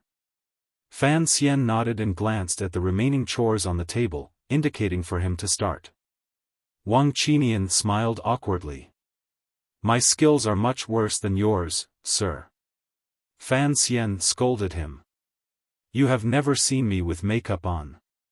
How do you know your skills are worse than mine? You were a wanted thief in many countries back in the day. Did you not know how to disguise yourself? Wasn't the person sitting next to you personally dressed up?" Wang Qinian lightly flattered him. "Heh, that skill. Others may not know, but in my eyes, you are an immortal from heaven." "You're talking nonsense." Fan Xian sat down on a stool and smiled. "Which of the clay statues in the temples next to the capital could be prettier than me? One was thick-skinned, and the other was thick-skinned." The two of them made up a few words, effectively dispelling the last bit of nervousness in Fan Xian's heart. Wang Qinian was his closest subordinate. Apart from following him outside Cangzhou and being responsible for intelligence, he had not played an important role. Fortunately, he had the skill to play the supporting role, which made things easier for Fan Xian. Wang Qinian picked up the knife and scraped at Fan Xian's eyebrows. He then took a handful of wet ash from the table and began to apply it to Fan Xian's face. He felt that the stickiness and color were still somewhat different from the commissioner's facial skin. He couldn't help but frown. "Stick flour is still better." Fan Xian sighed and said, "Where can I find them? I did sneak into an official's house to get some makeup powder and rouge, and the effect was pretty good." In a large mansion in the south of the city, torches were held high in the extremely spacious courtyard. A dozen or so black-clothed men covered from head to toe were silently waiting. On the other side of the courtyard, a middle-aged man was sitting on an armchair with his eyes closed, deep in thought. His right hand was gently stroking the glossy black armrest of the armchair. His feet seemed casual, but in reality, they were as solemn as a mountain as he stepped on the bluestone bricks. This was General Shang Shanhu, who had resisted the barbarians to the north of the kingdom of Qi for 7 years. He was one of the most famous generals in the world, and the most powerful and prestigious in the northern Qi military. After a long while, Shang Shanhu slowly opened his tiger-like eyes. 2 frightening cold lights stared at the man kneeling in front of him. "Since the palace has not given me a way out," he said quietly, "I will not sit and wait for death. You must be careful. Although those people in the south want to do me a favor, who knows what they are really thinking." His voice was not loud, but it was deep and resounding, like the ringing of a bell. One could imagine the powerful internal energy of this famous general. The man kneeling in front of him was Tan Wu, who had been living his days in Shangjing. He was the fierce general who had been subdued by Gao De in one move in front of the diplomatic mission. He cupped his fists and said, "General, the Southerners are cunning. You must be careful. I know what I am doing, said Shang Shanhu. Today was the last time he had entered the palace. The young emperor still had not given him a definite answer. The Empress Dowager had insisted on imprisoning Xiaofan, and Shang Shanhu was worried about his adopted father's safety. That was why he had been forced to do something that violated the laws of heaven. As expected, the descendants of the Zhan family will not let go of any opportunity. Shang Shanhu smiled bitterly. If it were not for the fact that his adopted father knew the secret, the young emperor would certainly have done him a favor. But although the young emperor was a bit feminine, he still retained the heroic spirit that Zhan Qingfeng had left behind. He would not let go of a chance to increase the strength of the country in a short period of time, or even to conquer the south. So it was impossible for his adopted father Xiaofan to leave that prison alive. Thinking of his adopted father's decades of misery, this general who had been summoned back to Shangjing felt sad. Go. He gently waved his hand and returned to the rear courtyard. His wife was in a hurry to prepare a gift for the Empress Dowager's birthday in a few days. Yes. Tan Wu half knelt on the ground and left. In a residential area outside the Chongwu gate of Shangjing, there was an inconspicuous little yard. Narrow alleys crisscrossed this residential area. Even an old Shangjing resident would be in danger of getting lost. A few dozen feet away from the courtyard, there were some trees that were commonly seen in the north. The trees were as straight as swords, and their white bark was very obvious in the dark. Fortunately, it was already summer, and there had been plenty of rain this year, so the leaves were especially lush. Fan Xian carefully adjusted his zhenqi, valiantly controlling the pulse of his heart. He allowed his body, shrouded in black, to blend in with the surrounding environment to ensure that no one would discover him. His gaze pierced through the palm-sized leaves, looking down at the house to his right. He calmly waited for Shang Shanhu to begin his rescue of Xiaofan. Xiaofan was locked up in that small courtyard. This was the information that the Fourth Bureau of the Overwatch Council had expended a great deal of effort to find out. But tonight, only Shang Shanhu's men had made their move. Yan Bingyun's children had already returned to the darkness. It was unknown whether or not Xinyang would send any aces to help. To rescue a prisoner in Shangjing was a violation of the laws of heaven. Regardless of whether or not he succeeded, the relationship between the royal family of Northern Qi and the military was on the verge of breaking. Thinking of this, Fan Xian, who was lying on the branch like a koala, couldn't help but feel great admiration for a certain noble in the south. Although the eldest princess was a crazy woman, she was indeed a very powerful crazy woman. From the day she turned around and sold out Yan Bingyun, it seemed that she had calculated all the changes that followed. No matter how they changed, the Qing court would receive great benefits. This woman was truly not simple. The night gradually deepened, and the courtyard under the tall tree was still quiet. In the distance, a baby was crying by the riverside. Nearby, an old horse was weakly chewing on hay. The stars in the sky were hidden behind the clouds. The leaves beside them ruffled in the night wind. This night seemed to be the same as every other night in Shangjing. There was nothing out of the ordinary. Without warning, Fan Xian, who was lying on the branch, opened his eyes and looked down at the courtyard. The prison break had begun. A carriage slowly drove up to the door of the small courtyard. At the same time, a small cart covered in grey cloth was quietly pushed up to the back wall of the courtyard. The defenses in the little courtyard did not seem to notice anything strange. Fan Xian, who was looking down on the world from high up in the tree, saw all of these actions clearly. A middle-aged man stepped out of the carriage. At the same time, Fan Xian noticed that a few black shadows had already disappeared around the courtyard. Who is it? The brocade guard responsible for guarding Xiaofan was extremely vigilant. Half of his body peeked out from the wall. In his hand was a heavy crossbow, aimed at the middle-aged man standing at the door of the courtyard. The middle-aged man was Tan Wu, whom Fan Xian had met once before. He smiled and opened his mouth to speak. Suddenly, two black lights flashed, and two deadly crossbow bolts, one on the left and one on the right, ruthlessly pierced through the throat of the brocade guard. Blood splattered. The brocade guard's neck looked as if it had two iron rods attached to it. It looked incomparably bloody. Attack! Tan Wu gave the order in a quiet voice. What responded to him was a loud noise. A brawny man stepped out of the carriage. He was about 8 feet tall and held a large iron hammer in his hand. He strode to the door of the courtyard. The muscles in his right arm flexed, and he smashed down on the door of the courtyard. Looking at the power of his attack, the wooden door of the courtyard would immediately shatter into countless splinters of wood. There was a loud clang, deafening everyone present. Indeed, many splinters of wood flew everywhere, but the door did not break. Inside the wooden door, there was a layer of steel plate. High up in the tree, Fan Xian shivered. The place where the Northern Qi brocade guard imprisoned criminals was not as simple as it seemed. In an instant, the brocade guard in the courtyard had already reacted.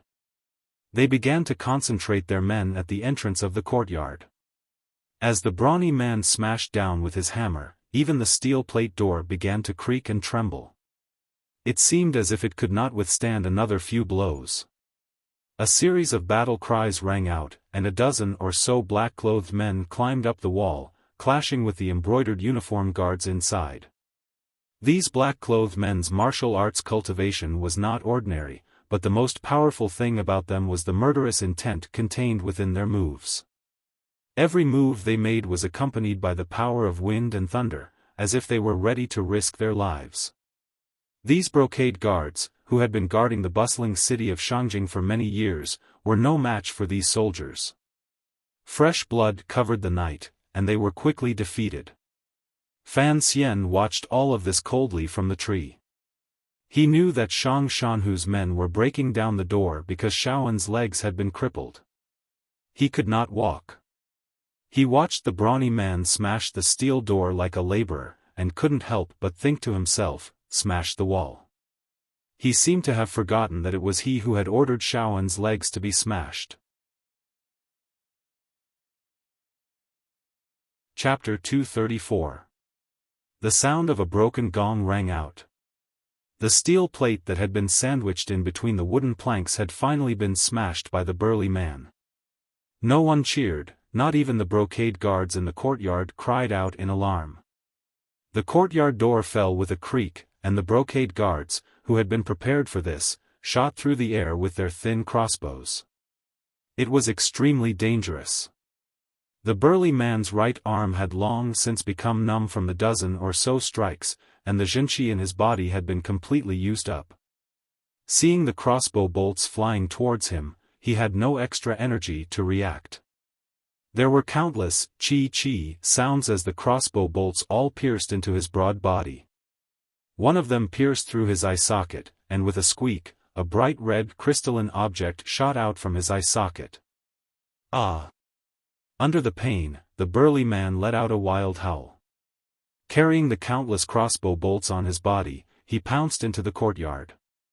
Every time he took a heavy step, a large amount of blood would spurt out of his body. He only took 3 steps forward before he fell to the stone floor like a small mountain. He smashed into the ground and kicked up a cloud of dust. The ground was covered in blood, but his presence made the embroidered uniform guards in the courtyard take 3 steps back. The dead burly man's body was extremely broad, so it blocked most of the crossbow bolts that were shot outside the courtyard. Using his body as cover, Tan Wu and the remaining experts floated in like a gust of wind.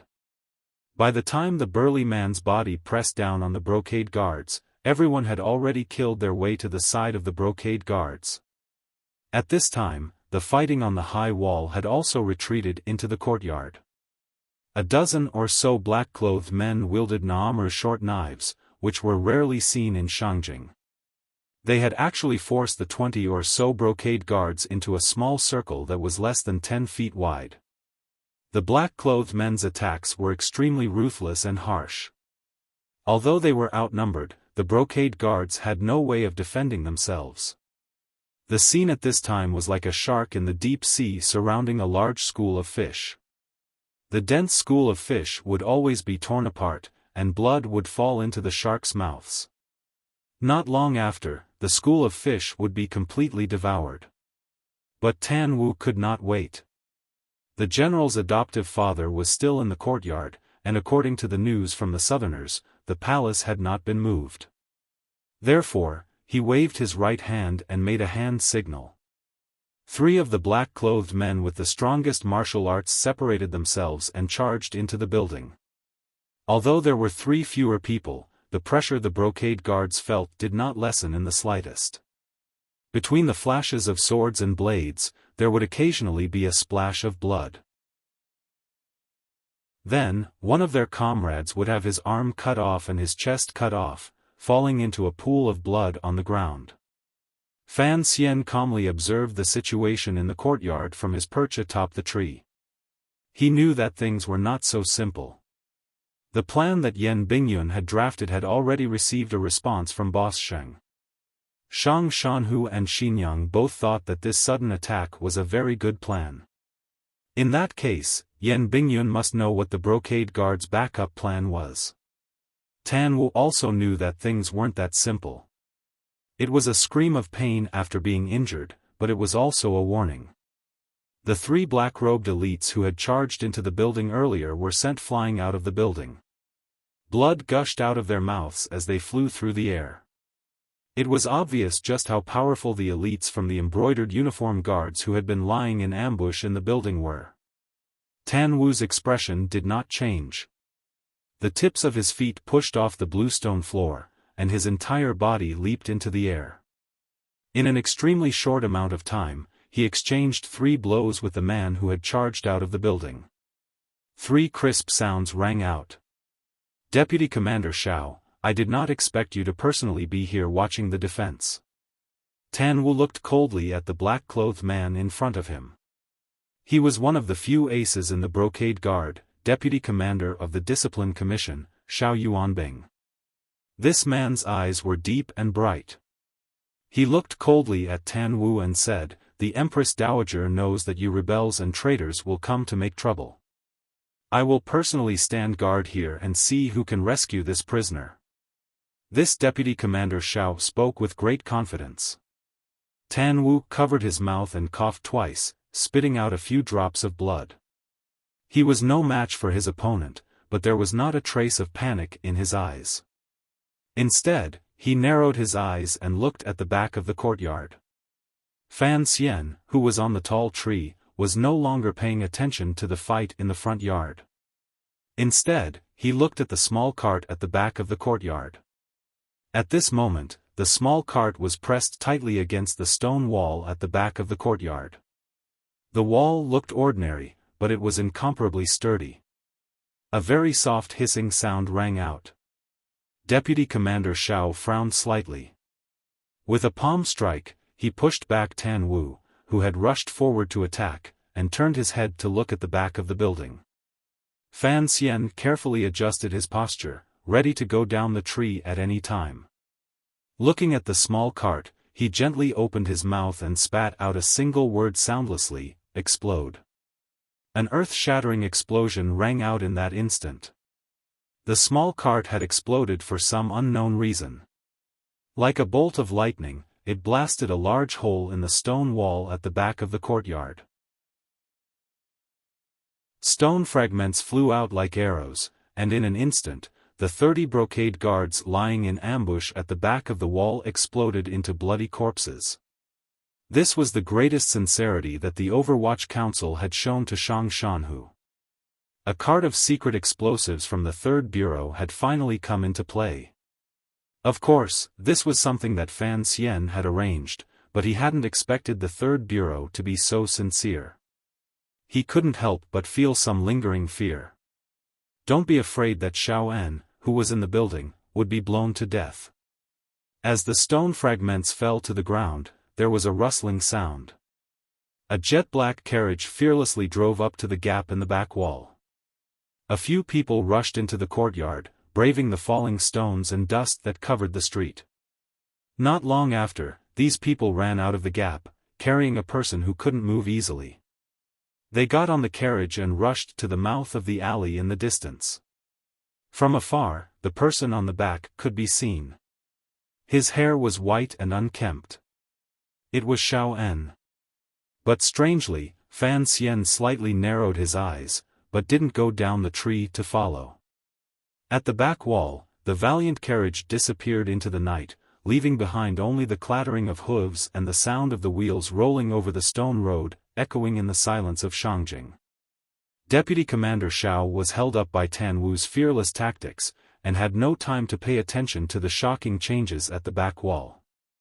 Today, Shang Shanhu's faction had stormed the front gate, but they had secretly ambushed the rear wall. The entire defensive strength of the small courtyard had been drawn to the front yard. Deputy Commander Xiao had carefully placed 30 brocade guard machete men in ambush at the rear wall. But no one expected that after that loud bang, the expected sounds of fighting did not ring out as they had expected. Thinking of that loud noise, Deputy Commander Xiao couldn't help but feel his heart palpitate. That kind of noise shouldn't be human. Could it be the wrath of the gods? Thinking of this, his hands gradually slowed down. Taking advantage of this opportunity, Tan Wu roared and rushed forward with his fist. His whole body was forced to retreat. After paying the price of the lives of a few of his subordinates, the remaining 8 or 9 men in black had already killed their way out of the courtyard, ready to disappear into the night. Ta, ta, ta, ta. Unexpectedly, the carriage that had disappeared into the night, for some unknown reason, actually came back at high speed. Tan Wu was shocked and led a group of men in black back. They met up with the carriage at the fork in the road south of the courtyard. He shouted, "Why didn't you leave?" The carriage was full of broken marks. It was obvious that it hadn't been made by stones, but by some long-range weapon. The good soldier sitting in the driver's seat had a look of despair on his face. He said in a hoarse voice, "General, we've been ambushed." After saying this, the man released his left hand from the terrible wound on his chest. His head tilted and he fell to his seat, unable to get up again. The horse pulling the carriage was lucky enough to not be injured, but it seemed to sense the death of its master and kicked its hind legs uneasily. The slow clatter of the horse's hooves rang out again, as if to echo the lonely sound of the horse's hooves.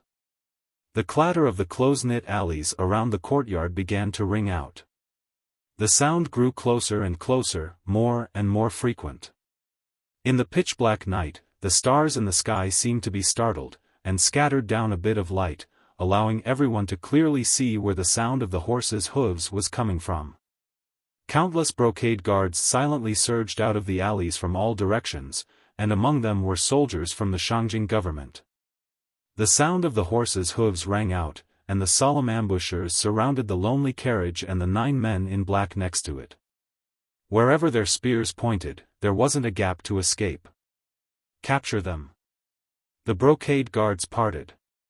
The provost of the Discipline Commission of the Brocade Guard, Shenzhong, smiled and said, "General Shang Shanhu has given me this opportunity.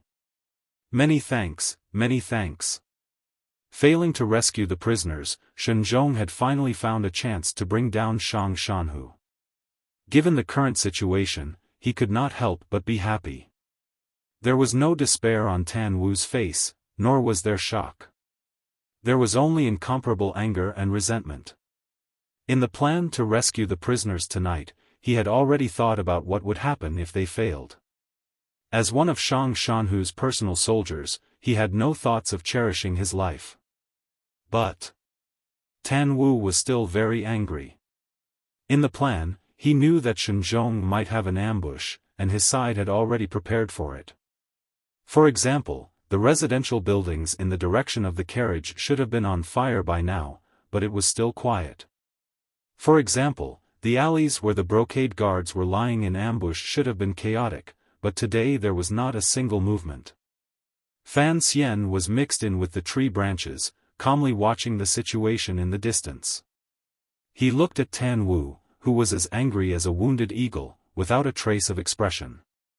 In the plan, Shang Shanhu's side would be the main attack, and the task of covering the retreat should have been carried out by the spies from Xinyang and the Overwatch Council in Shangjing. But the eldest princess did not move, Yan Bingyun did not move, and Fan Xian did not move either. Compared to Shang Shanhu's northern soldiers, the Qing people, without a doubt, were quite consistent in their sinister and tacit understanding. Chapter 235. In the autumn of the 5th year of Tianbao, the young emperor promised Shang Shanhu in a secret letter, "I will bring Xiaofan back to the empire."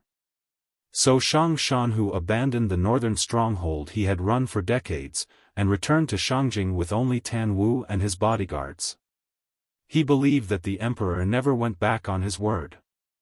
Xiaofan returned to the empire, but the emperor refused to release him, because he wanted to know Xiaofan's secret. At the same time, the Empress Dowager wanted Xiaofan dead, because he did not want Xiaofan's secret to be known by anyone. Because the brocade guard kept a close eye on him, Shang Shanhu did not have any powerful allies in the capital. But because of his reputation in the army, both the Empress Dowager and the emperor had to give him face, and did not dare to push him too far. This was a situation that the northern Qi royal palace did not want to see. So if they could find an opportunity to weaken Shang Shanhu's power or reputation, they had to seize it. Like today. Shenzhong looked at Tan Wu beside the carriage. He knew that after this incident, even if he could not convict Shang Shanhu, as long as he captured Shang Shanhu, his former personal guard, he believed that Shang Shanhu's reputation in the military would suffer a fatal blow. Colluding with the Qing kingdom was a crime that no soldier could bear. At that moment, Tan Wu tilted his head and opened his mouth to curse. "Damn the Qing kingdom." Shenzhong smiled. "I heard that loud noise earlier." Aside from the third bureau of the Qing kingdom's Overwatch Council, who else could come up with something like this? The Qing kingdom helped General Tan break out of prison. This matter is settled. Unexpectedly, Tan Wu completely ignored him. He only turned his head to look at the 9 subordinates behind him.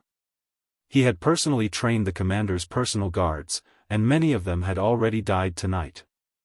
If it weren't for the Qing people's treachery, he would certainly have been able to lead them out of here alive.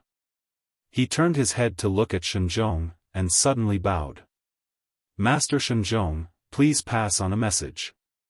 "What message?"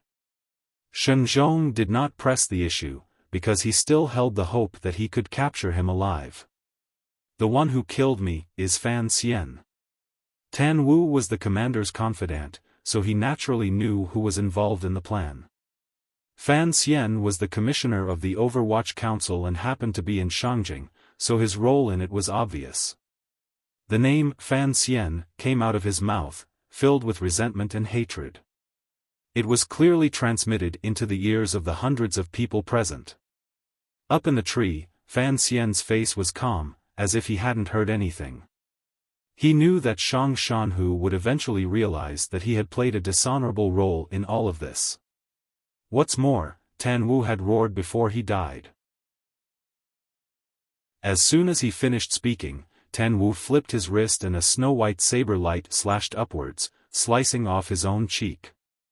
The saber light turned again and slashed across his neck. His head fell to the ground. Immediately after, 9 swishing sounds rang out at the same time.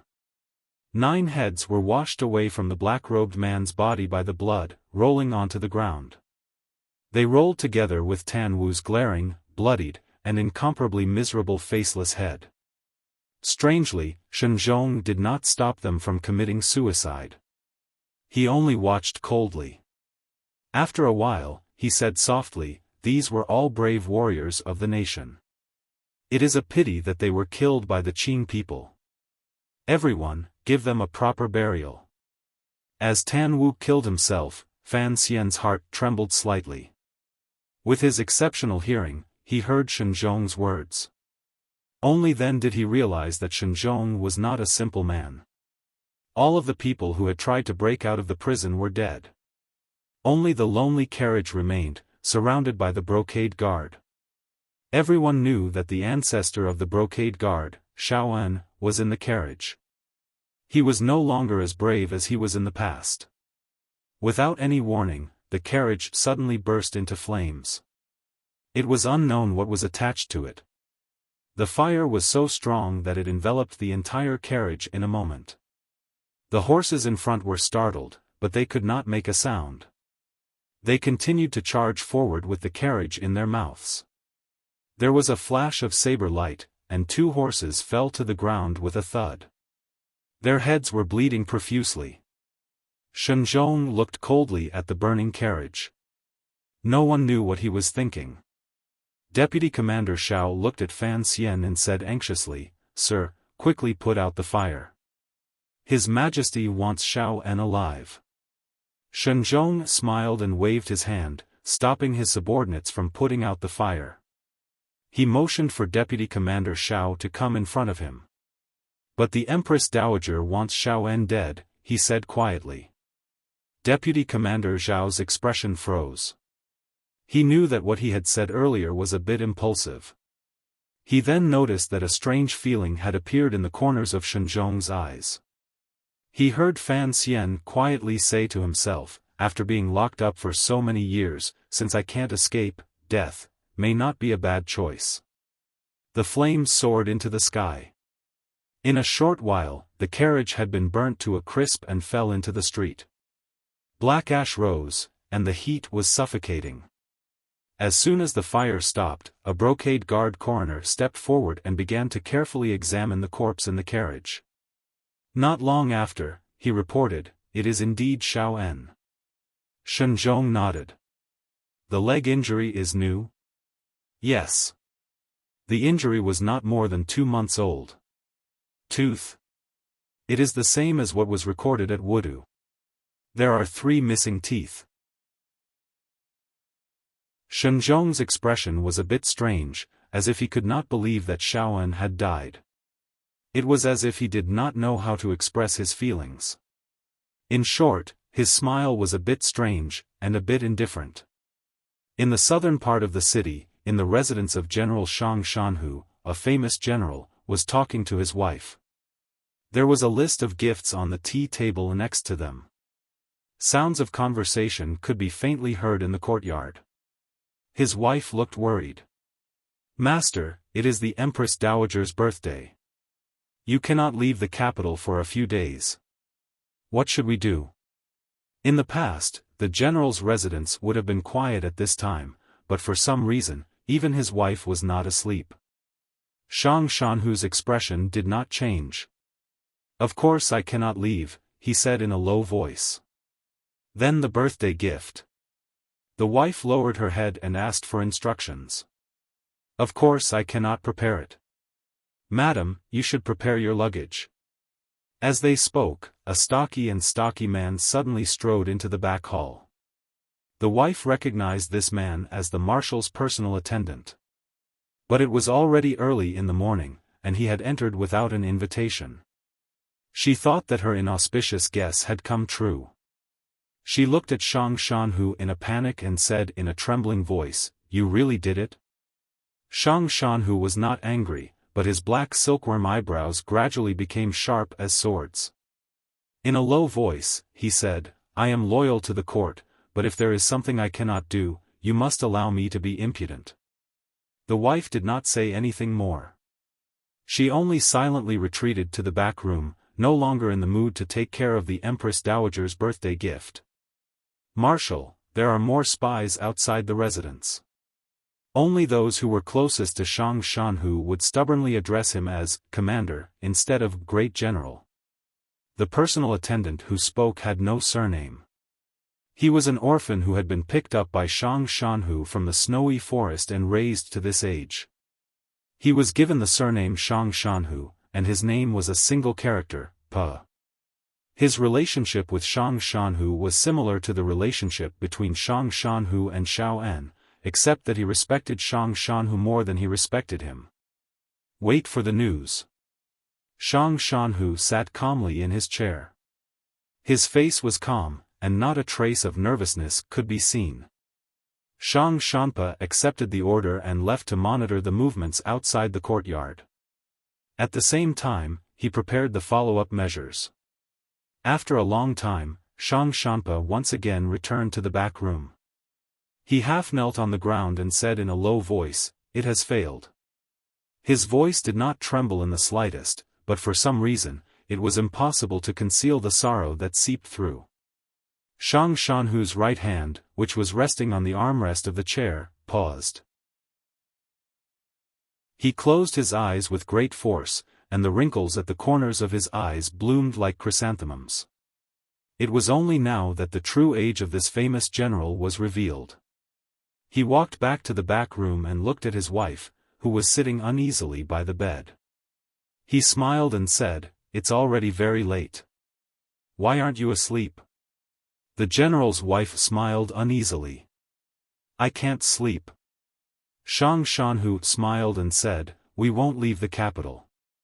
Let's discuss the gift list for the Empress Dowager when we enter the palace in a few days." At this time, the sky was at its darkest before dawn. The messy courtyard below began to be cleaned up, and the 400 brocade guards who had surrounded the area also began to silently disperse according to their duties. The charred carriage and the corpses on the ground had also been taken over by the professionals of the Discipline Commission. In a short while, the area below had returned to peace. In the face of the powerful machinery of the empire, it was not impossible to cover up such an earth-shattering event. The injured brocade guards were still lying on the ground by the back wall. Occasionally, they would let out a few muffled cries of pain. The damage caused by the explosion had been severe. Most of them had died. Even those who had escaped were covered in dust and blood. At this moment, there were people carrying the injured brocade guards towards the yamen in the direction of the northern part of the city. The physicians were also nervously following behind them. The long line of stretchers looked like a thin centipede, twisting their waists as they moved forward. Fan Xian carefully crouched on a tree branch. He tightened his muscles, then relaxed them again. He repeated this process over and over again, so that his reflexes would not slow down if he stood still for too long. He looked at the injured people on the stretchers in the alley under the tree. He thought to himself, "If it weren't for the fact that I loved watching The Silence of the Lambs and Leon the Assassin, I'm afraid I would have let that old man escape." Chapter 236. The battlefield under the tree had quieted down. The brocade guard had used carriages to transport a lot of water from the Yuchuan River. With a tilt of the bucket, the clear water splashed onto the street.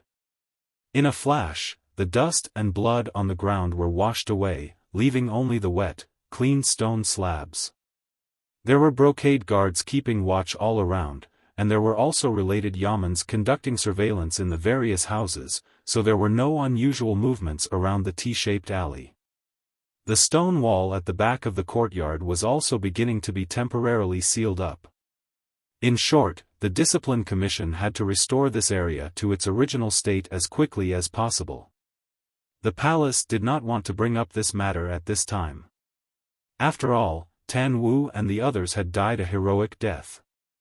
It would be difficult to frame Shang Shanhu, and after all, they had to consider the military's attitude, so they were prepared to keep it under wraps for a while. The morning birds chirped. The brocade guards raised their heads and looked at the sky, which had not yet brightened. They thought to themselves that the birds had woken up early. Did they know what had happened here? Hiding under the tree, Fan Xian wiped away a drop of cold sweat from his forehead. He cursed the sleepless birds in his heart. He carefully hid his figure in the darkness before dawn, following the wounded brocade guards from a distance as they made their way north of the city. There were no pedestrians on the long street, and there was no rustling of street sweepers from his previous life. He leaped across the two-story buildings on the neighboring street, confident that no one would discover his tracks. The stretcher-bearers were already far away from the small courtyard and had entered another, but he didn't know if it was the Discipline Commission or the 13 yamens. The wounded were separated into different rooms, waiting for treatment. A few bloodied doctors hurried in and out. Fan Xian circled around to the back and waited behind a few bamboo baskets in the corner. Not long after, a few muffled grunts came from a side room. The sound was very soft, but it clearly reached his ears. After a few breaths, a person climbed down from the wall. His movements were slow, and after landing on the ground, he carefully tidied up his clothes and confirmed his identity token.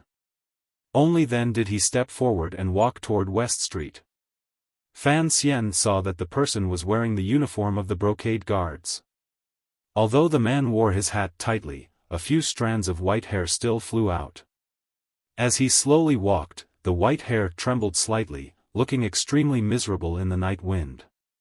Watching the man walk further and further away, Fan Xian's eyes, which were not covered by his hat, shone with a cold light. He noticed that the way the man walked was a little strange, and knew that his old comrade's legs had not healed after he had broken them. He followed, and the two of them walked along the quiet street to the west. Although there were guards at every intersection, Xiaofan was dressed in the uniform of the brocade guard, and he had killed people in the side rooms to steal their tokens. This allowed him to pass through several checkpoints without any mishaps. Fan Xian was like a ghost disappearing into the night. Following from a distance, he easily passed through a few trials. On the way, Xiaofan took a break at an ordinary person's house. Behind them, on the roof of an ordinary house, Fan Xian also rested for a while. Then, the two of them stood up one after the other. Before the sky brightened, they crawled out of the net the embroidered uniform guards had woven and arrived at the western city gate. After the city gate was opened, the vegetable farmers who had been waiting outside for almost an hour each handed over the travel documents that had been prepared by the officials in the city, and rushed in. And Xiaofan also took advantage of this chaos to sneak out of the high city gate. After a while, the old man, who had survived a calamity, had already made his way with difficulty to the foot of Mount Yan, west of Shangjing, next to the disorderly forest. Fan Xian followed from afar, his extremely sharp eyes staring in the direction of the old comrade's advance. After a while, Xiaofan emerged from the forest.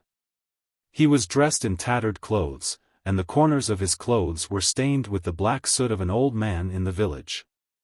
He had gathered so much firewood from who knew where, and carried it on his back like a small mountain. The sun had already risen from the east, illuminating the quiet mountain forest. In a flash, it dispersed the mist, and the air was clear. Anyone who saw that old man would think of him as a hard-working old farmer who had risen in the morning to gather firewood. No one would associate him with the famous spy chief of 20 years ago.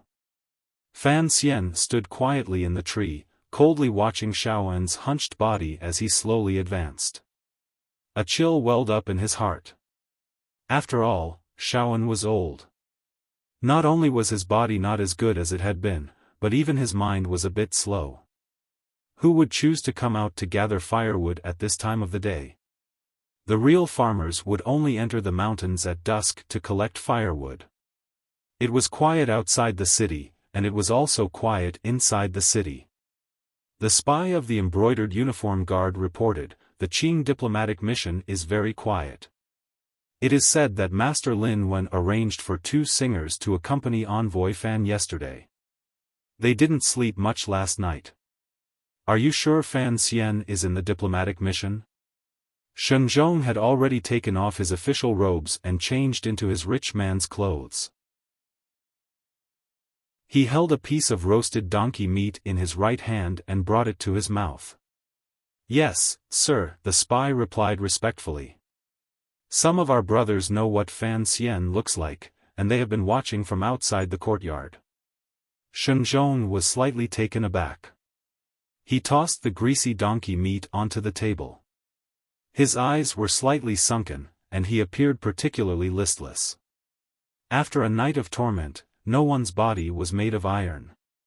Suddenly, He laughed and said, "How could that be an honest person? Has Friar He already left?" "Yes." The spy suddenly became spirited. "Master Langtiao has also gone." Shenzhong slowly closed his eyes. No one knew what he was thinking. After a while, he quietly said to himself, "These southern barbarians want us to think that Fan Xian is still in the diplomatic mission. If we kill Fan Xian now, won't they suffer a loss?" He opened his eyes, which were as ruthless as an eagle's. "These southern barbarians have learned to scheme over the past decade. I'm afraid their cleverness will make them fall victim to it." After a night of watching, Fan Xian also felt a little tired. But the tyrannical Zhenqi in his body was incomparably abundant, so he could still manage. Looking at the old man on the forest path in the distance, who had difficulty even walking, he couldn't help but feel some admiration. He was already 70 or 80 years old, and after decades of torment, he had actually managed to escape from prison so thoroughly.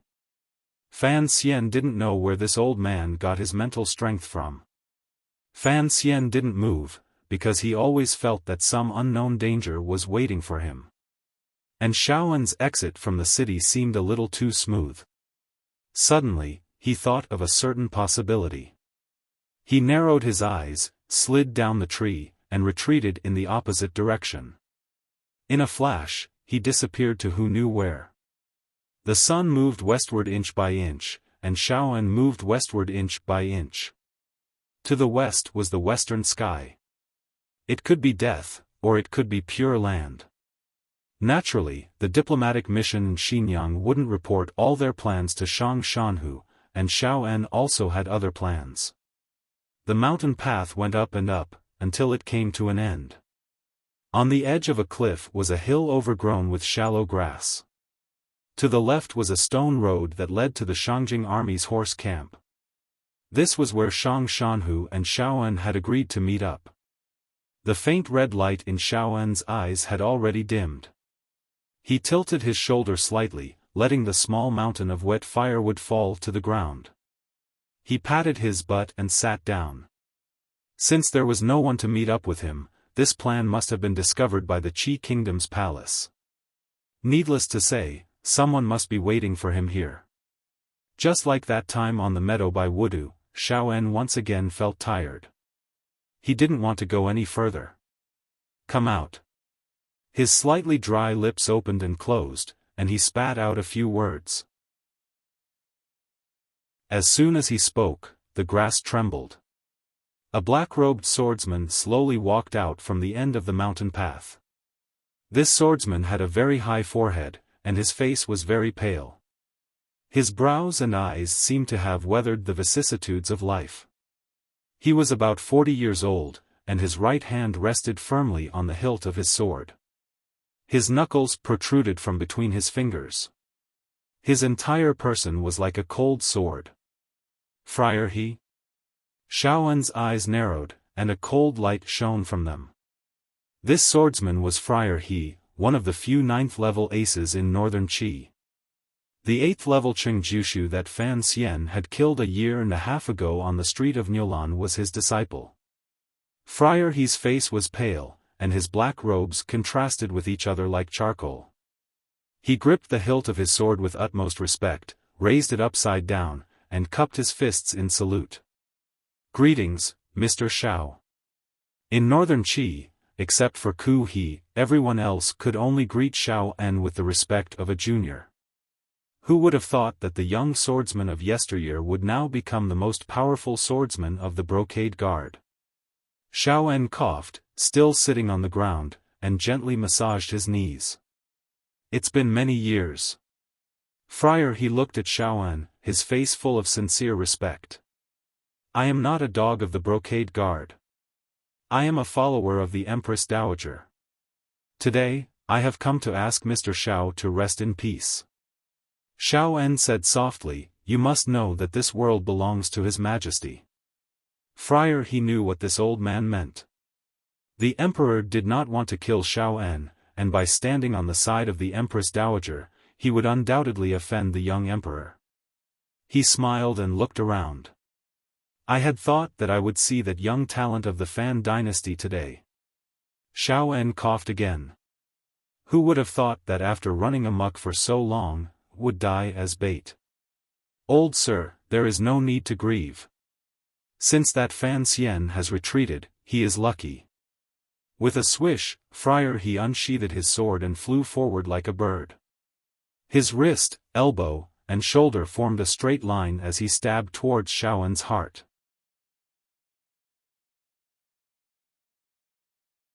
Chapter 237.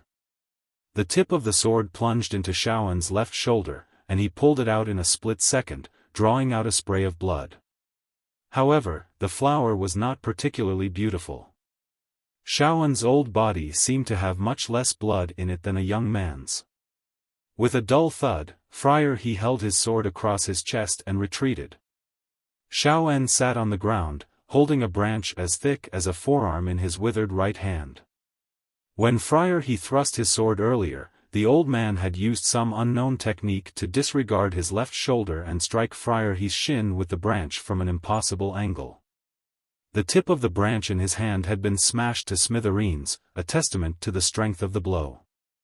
Friar he felt a sharp pain in his left leg, and his already pale face turned even whiter. His right hand still held the hilt of his sword steadily, but his left leg, which had been struck by the tree branch, began to tremble. He had thought that, with his 9th level strength, it would be easy for him to kill a weary old man covered in old wounds. Even though he knew that his opponent was Xiaofan, the terrifying Xiaofan he had known all those years ago, he had made ample preparations. But he still did not expect the old man to be so unpredictable and strange. Xiaofan coughed and said, "My leg was broken by that Fan kid, so I had to hit your leg first. Even if I couldn't break it." Before Xiaofan could finish speaking, Friar he swung his sword again.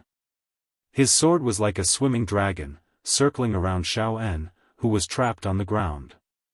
He had long since let go of any thoughts of underestimating his opponent. Instead, he carefully dealt with him as if he were facing a grandmaster. Friar he's swordsmanship was completely different from the common schools of thought in the world. It was said that he had inherited it from a certain barbarian in the north of the mountains, and was as fierce as a swimming dragon. Occasionally, it would be diluted, but it was in harmony with the natural principles of Ku He's lineage. It was said that after he had completed his swordsmanship, he had once asked Ku He for advice and had benefited greatly. At this time, Xiaofan only had a wooden stick in his hand. It was difficult for him to move, and he was trapped. Even so, the branch in Xiaofan's hand was like the tongue of a viper, flicking and flicking around his body. Occasionally, it would stab out horizontally with a strange edge, forcing Friar he to retreat. But Friar he's true chi gradually rose, and sword light enveloped his body. The air began to buzz, and Xiaofan's wooden stick was no match for him. The sword and the staff clashed, and the branch in Xiaofan's hand immediately became countless pieces of wood floating in the air. Xiaofan stretched out his hand and casually picked up a branch. He thrust it diagonally to the right, breaking Friar he's soul-chasing sword. He came from the mountains with a bundle of firewood, but the wet twigs would run out sooner or later. After an unknown period of time, the heat of the summer gradually rose at the end of the mountain road, and the sun began to spread its sinister rays. Xiaofan's tattered clothes were riddled with narrow gashes, from which blood was seeping out. There were a few deep wounds on his chest, and one could even see the flesh torn by the sword aura. However, the old man had lost too much blood, so the wounds were pale. Around his body, there was a layer of densely packed mosquito wings and limbs. These insects that did not know life or death had smelled the blood, but in a moment, they were sucked into the sword chi true power, and turned into dust. 5 steps in front of Xiaofan, Friar he stood, sword in hand. His pale face was tinged with blood, and his right hand, which held the hilt of his sword, finally showed signs of trembling. He hadn't had it easy either. His black shirt had long since been chopped into a mess by the wet twigs around Xiaofan. His body was covered in wounds, and even more frightening were the fresh twigs and stubble around them. "Come out. That Fan kid won't come." Friar, he swallowed. He hadn't expected the old man's desire to live to be so strong. But seeing that Xiaofan was about to die, and that the expected southern Qi man still hadn't made a move, he couldn't help but call out to his companions. Xiaofan's eyelids fluttered, and he glanced at the enemy who had been hiding nearby. "Ku," he called out to these juniors. "Isn't that a little disrespectful?" The man approached in silence, holding a curved knife in each hand. What was particularly frightening about the blades were the many thin steel spikes that looked like the wounds on Friar He's body. He silently bowed to Xiaofan. Sister Haitang escorted Mr. Xiao back to the capital. "Because of His Majesty's strict orders, we could not attack. Today, Mr. Xiao escaped from prison, and I had no choice but to act. Please forgive me, Mr." Xiaofan laughed coldly. Ku He's disciples have indeed learned his way of scaring people. On the surface, they appear to be benevolent and righteous, but secretly they are evil and treacherous. They're just looking for an excuse to kill me. Why make it sound so innocent? This man was Ku He's first disciple, the emperor's martial arts teacher, Lang Tiao. Seeing that Xiaofan was insulting his teacher, he didn't say anything more. He crossed his wrists, and the two curved knives in his hands became two balls of black light, flying toward Xiaofan's head. Xiaofan suddenly let out a wild roar. The pure inner strength he had cultivated for nearly 50 years finally exploded. He pushed out his palms, attacking Lang Tiao's knives from an impossible angle. The wind from his palms was swift and fierce. If Xiaofan's palms killed him, Lang Tiao's wrists would immediately be shattered. Lang Tiao was silent, but he twisted his wrists, and the two sharp curved knives in his hands spun back in a strange way.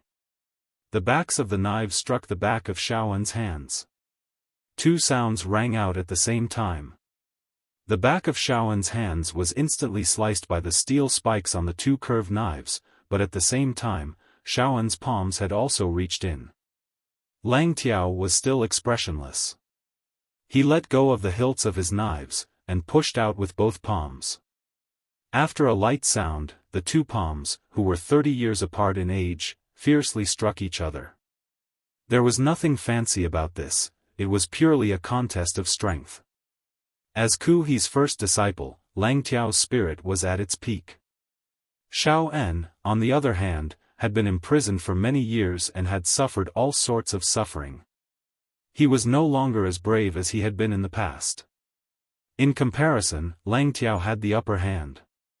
With a swish, Lang Tiao pushed Xiaofan back. With a flick of his wrist, the knives glowed even brighter, slashing toward Xiaofan's shoulders. The two curved knives in his hands had a thin chain tied to his wrists. The two knives glowed as they flew toward Xiaofan, reflecting the red sun high up in the sky.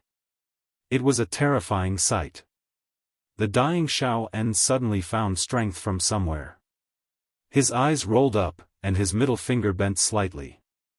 He raised it toward the sky, blocking the lower edges of Lang Tiao's powerless hands. At this moment, countless gusts of wind rose up.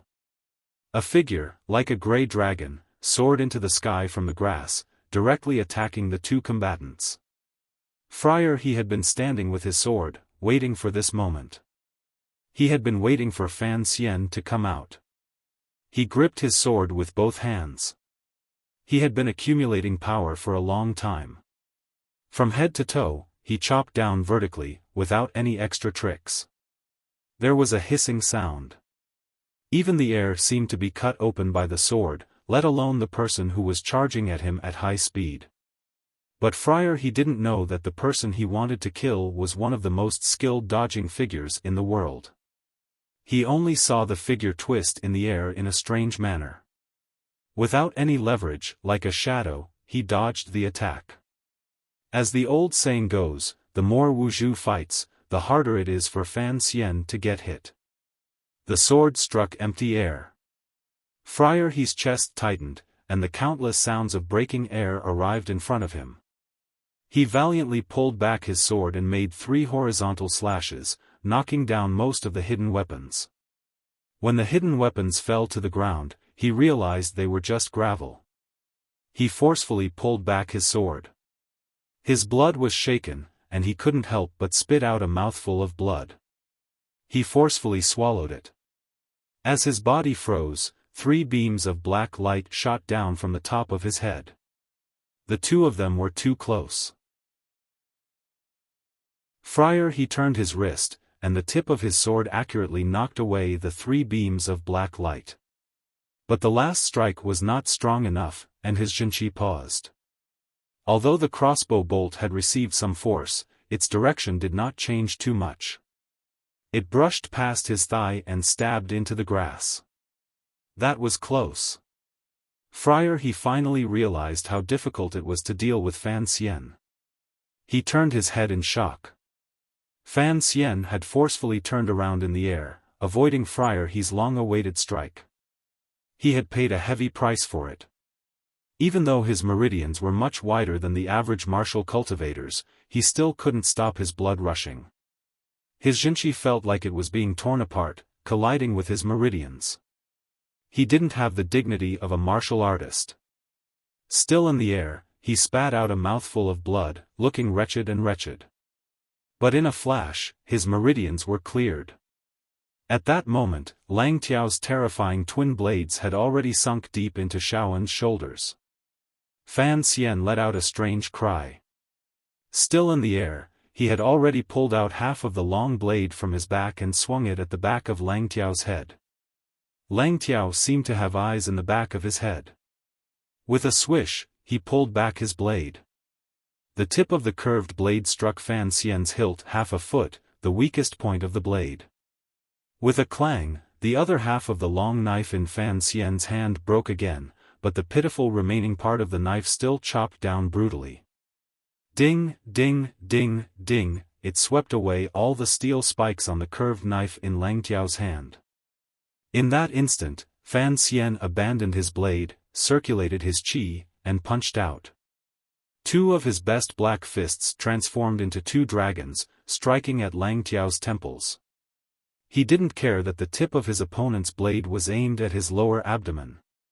He knew that against an expert of this level, he had to be steady, accurate, and ruthless. He had to leave no way out for himself, and no way out for his opponent. Lang Tiao suddenly turned his head, a cold light flashing in his eyes. He crossed his palms and sealed Fan Xian's fists. Their energies intersected. The tyrannical Jinchi of the nameless martial secrets and the Tianyi Jinchi of Ku he finally met. Chapter 238. On the short grass on the side of the cliff, there was an earth-shattering sound. Fan Xian's body was in midair and had the advantage of the heavens. Lang Tiao's feet were on the ground and he borrowed the strength of the terrain. The 2 vast waves of Jinchi collided together. Even the grass around the 2 of them was crushed to dust. Lang Tiao grunted, and swung the scimitar tied to his wrist backwards. With a squelch, it pierced into Xiaofan's chest. Although this was a double trap, if he couldn't kill Fan Xian, he had to kill Xiaofan first. This was something his teacher, Ku He, had always kept an eye on. Fan Xian's palms were scorching hot. Lang Tiao's body turned, and the 2 scimitars sliced towards Fan Xian's chest like a windmill.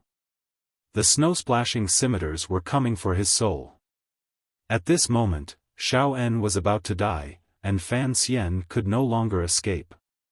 There was no longer any possibility of playing cat and mouse, so he gritted his teeth and did the riskiest thing he had done since his rebirth.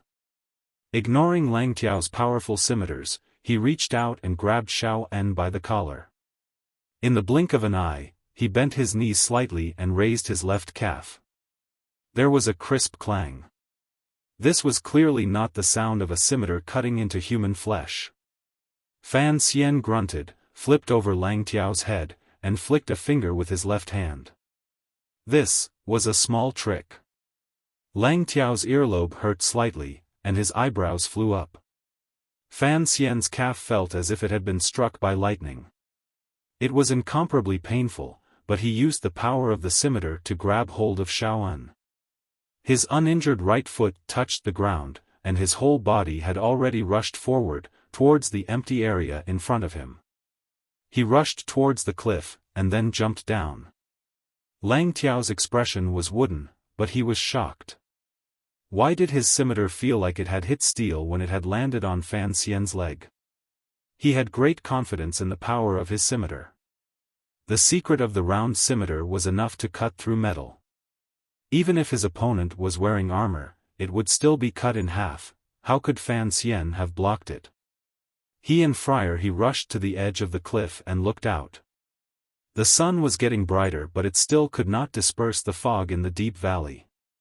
They saw the old man and the young man fall into the fog and could no longer be seen.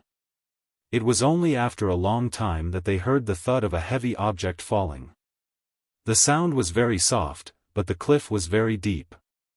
The two of them could hear it even from the edge of the cliff, so they could imagine the intensity of the collision. "He fell to his death," said Friar He. Lang Tiao shook his head. "Xiaofan won't die easily. Fan Xian. I think it's even harder."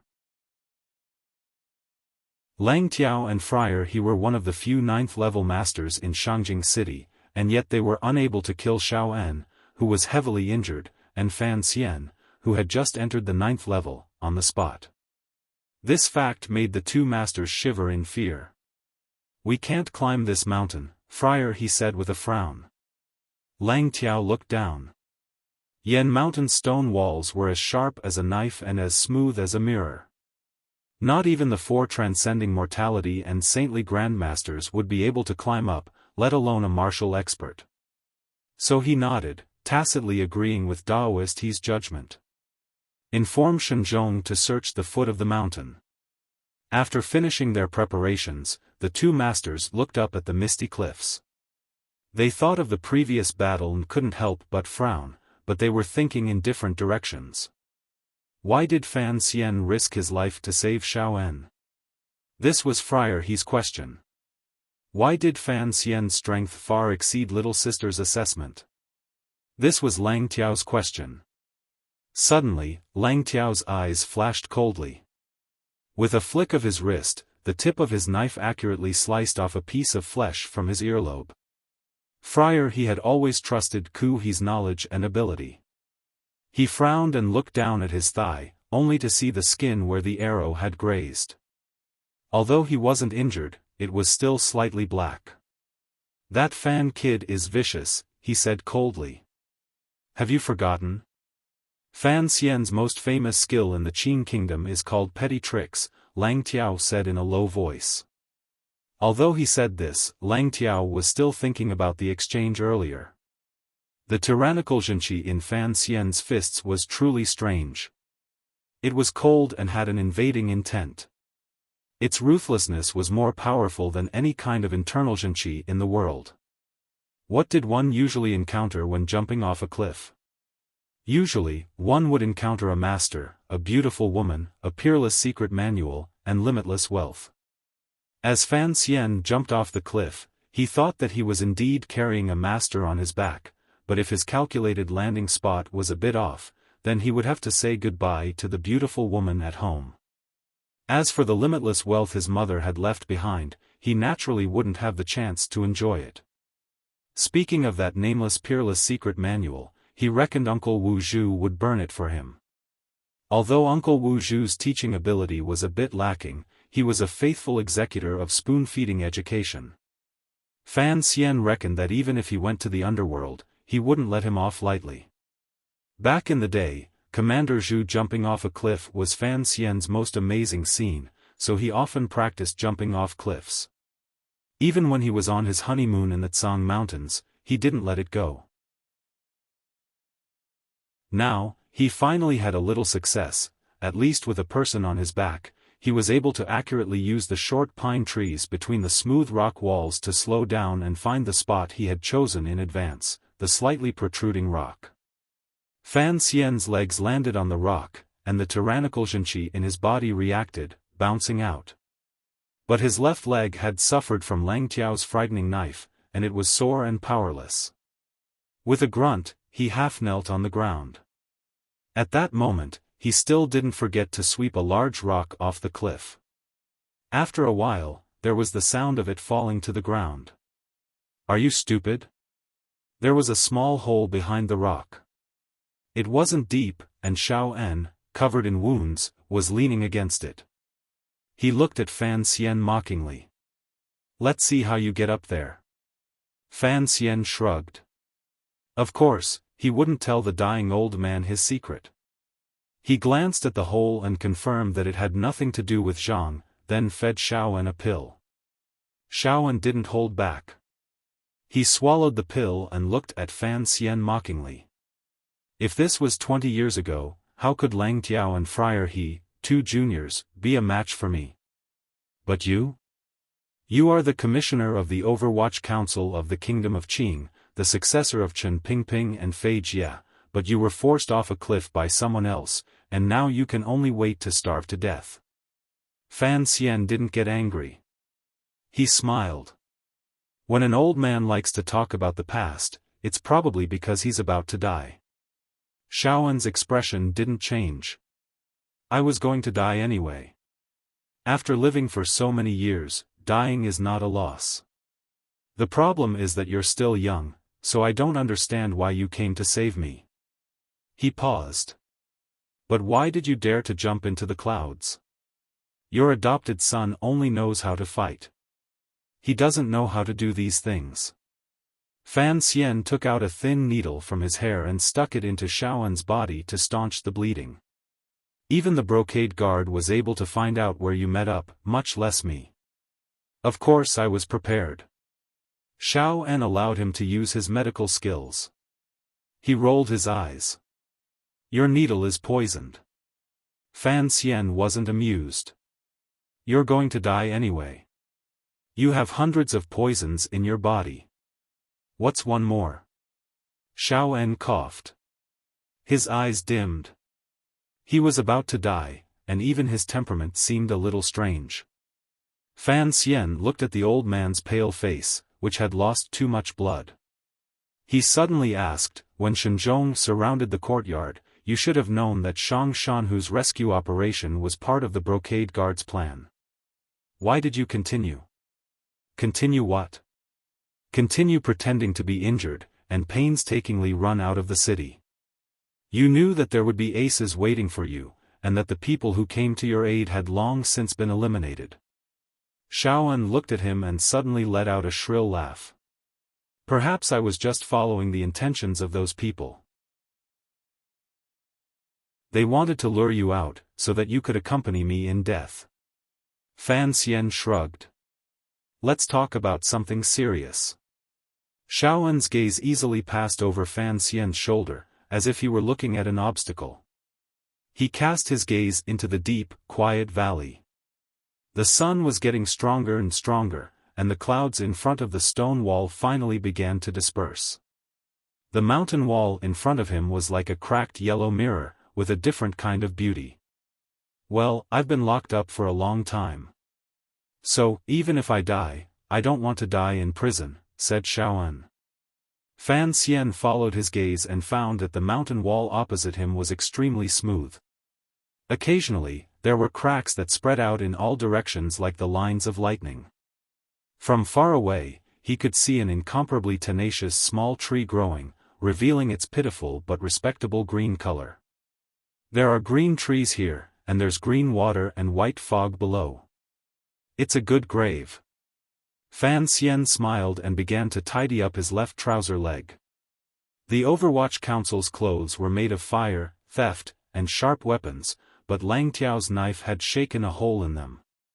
He took out the black, slender dagger that Fei Jia had left for him from his boots. Gently stroking the slightly deformed blade, he sighed. Thank you, but I don't want to change my name to Fan Pingping. Why did you act so stupidly, and throw yourself into a dead end? Xiaofan looked curiously at Fan Xian's disguised face. An ominous bloody froth seeped from the corners of his dry lips. Perhaps when a person was on the brink of death, their curiosity only grew stronger. Fan Xian placed the dagger by his feet and began to massage the meridians in his frozen calf. Calmly, he said, "When I discovered that this was an ambush by Northern Qi, I was indeed prepared to retreat. But seeing that you were about to die, I don't know why my brains suddenly broke, but I jumped out." In truth, the reason was simple. Fan Xian wanted to know Xiaoan's secret. He wanted to know where the temple was. He wanted to know the relationship between the temple and Yi Qingmei, and his own rebirth into this world. Between his own life and death, his past, and the ins and outs of his arrogant mother, Fan Xian, who had always cherished his life, could finally afford to be extravagant for once.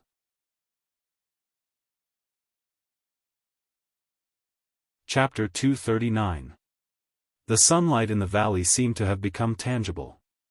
Wherever it shone, the clouds rippled like blue waves disturbed by an oar. Most of the fog had dispersed, but there was still a wisp of smoke lingering in front of the precipice, passing through the scattered green trees. The top of the small cave protruded slightly, and the opposite cliff was very far away from the bottom of the valley. Even with Fan Xian's hearing, it would take him a long time before he could faintly hear the sounds coming from the bottom of the valley. Presumably, the brocade guards of Shangjing were searching for their bodies at the bottom of the valley. The bottom of the valley should be damp and gloomy. Fan Xian reckoned that after a while, they would know that Xiaoan and Fan Xian had not fallen off the mountain. Fan Xian guessed that the Northern Qi people would probably think that he and Xiaoan were lucky and search along the bottom of the valley. But he did not dare to underestimate Shenzhong's ruthlessness. No one knew when they would turn their attention back to the mirror-like surface of the cliff. As for Lang Tiao, Fan Xian knew from their first encounter that this senior disciple of Haitang was indeed one of the most powerful men in the world. His mind was firm and determined, and he was not the kind of person who would be easily deceived. The mountain breeze stirred, and Xiaoan's pale face trembled slightly. The old man had already fallen into a semi-conscious state, and could die at any moment. The sun outside seemed unable to transmit any warmth to this old man who had forced his way to the mountains to meet his death. Fan Xian scratched his head and looked at Xiaoan's face. The old comrade's face was like a layer of orange peel that had been dipped in white pulp. He thought for a moment, then carefully took out the small blue pill from his belt. The pill gave off the faint smell of ephedra leaves, and had already been cut in half with a knife. Fan Xian crushed the remaining half and stuffed it into Xiaoan's mouth. Then he took out a water pipe from his sleeve and dripped water from a water bag hidden in his clothes onto Xiaoan's withered lips. After a while, the dying Xiaoan woke up. He opened his eyes, and the scarlet color that had faded reappeared in his pupils. The old man seemed to have regained some of his former power in the moment before his death. "What medicine did you feed me?" "A small blue pill." Fan Xian smiled and said, "It's to raise your spirits. However, it can't help you recover your former glory." Xiaoan naturally did not understand this joke. "You ate before you made your move, right?" Xiaoan's breathing became much more powerful, and his spirit gradually shook off the depression. If it wasn't the final radiance of the setting sun before death, then it meant that the drug had stimulated the remaining energy in the old man's body. Fan Xian did not immediately respond to his question. He stretched out his finger and felt Xiaoan's pulse. He found that it was gradually becoming stronger, but there was a slight dryness to it.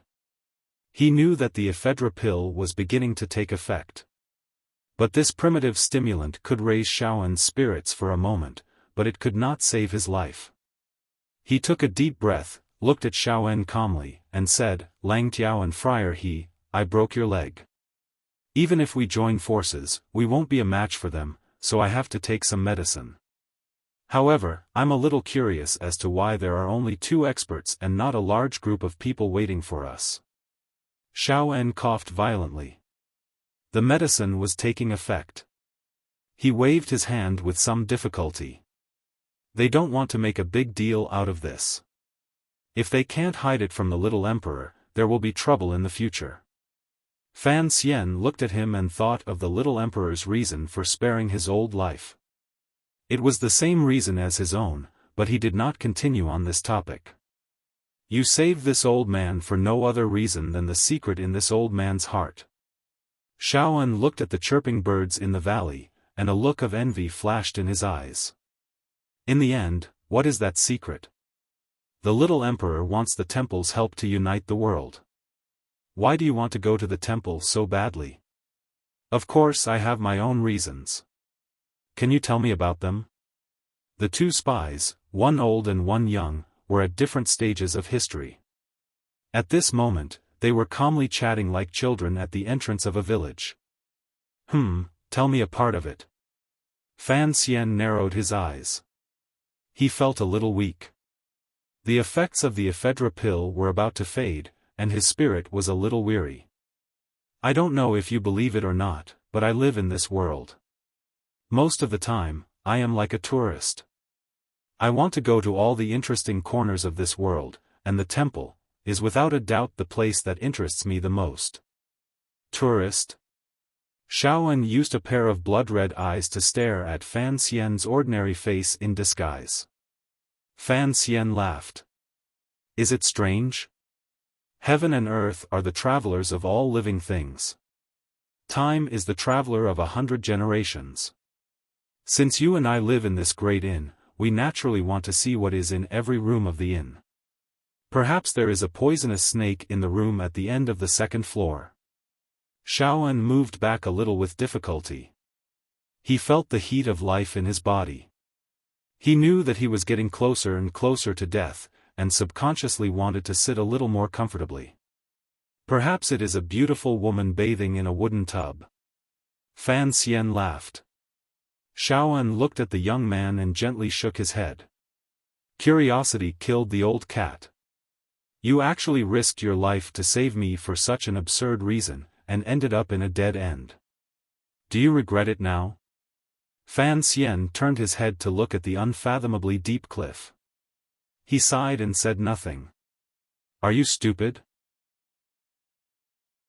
This was the second time Xiaofan had said this. He smiled. For a worthless secret, you buried your own life. Fan Xian laughed bitterly. That's right. In the face of death, all secrets are unimportant. Xiaofan suddenly looked at him strangely and said, Can I ask you a favor? Fan Xian's heart trembled. Although this old man was no longer as brave as he had been in the past, his status was still there. On his way north, he had never asked for anything. What do you want to say? Xiaofan's voice was a little strange. I am not afraid of death, but after I die, you will be trapped in this cave alone. I reckon that in the end, you will be so hungry that you will be interested in my corpse. Fan Xian was startled, but he understood what the old man was afraid of. He felt a little disgusted. Your old arms and legs. If I wanted to chew on your flesh, I would be afraid of breaking my own teeth. Xiaofan laughed bitterly. When you are really hungry, what can't you do? Fan Xian frowned. You're not even afraid of death, and you're afraid of me eating your flesh. Xiaofan stared at him. There are many people in this world who are not afraid of death, but they are afraid of cockroaches. He paused. I am not afraid of death, but I am afraid of being eaten by you after I die. That feeling is not good. The effects of the medicine had temporarily replenished Xiaofan's energy, so his speech had gradually become smoother. The wounds on his body had long since stopped bleeding, but the strange red in his eyes had deepened. This was not a good sign. Fan Xian looked at him and shook his head with a bitter smile. Don't worry. If you die, I will immediately throw you into the valley. His pupils suddenly contracted. He looked at Xiaofan and quietly asked, Old man, have you eaten human flesh before? The cave suddenly became quiet. For a long time, Xiaofan's voice did not ring out.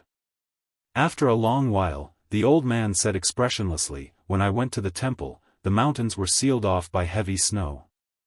There was nothing to eat, so I had to eat human flesh. Fan Xian's heart thumped. Although he had dug up graves and dissected corpses since he was young, the thought of eating human flesh still made him feel disgusted. He unconsciously looked away from Xiaofan's withered lips. Xiaofan laughed strangely. Human flesh, in fact, is really disgusting, but what Ku he ate was much more delicious than what I had. Fan Xian's heart trembled again. Today, the high and mighty Grandmaster revered by tens of thousands of people, the imperial advisor of Northern Qi, Ku he, had actually eaten human flesh? He immediately figured out the crux of the matter. Since Xiaofan knew where the temple was, and Ku he was a disciple of the temple, then the two of them must have gone to the temple at the same time. For two great masters to have fallen to the point of eating the flesh of one another, one could only imagine the dangers of the journey.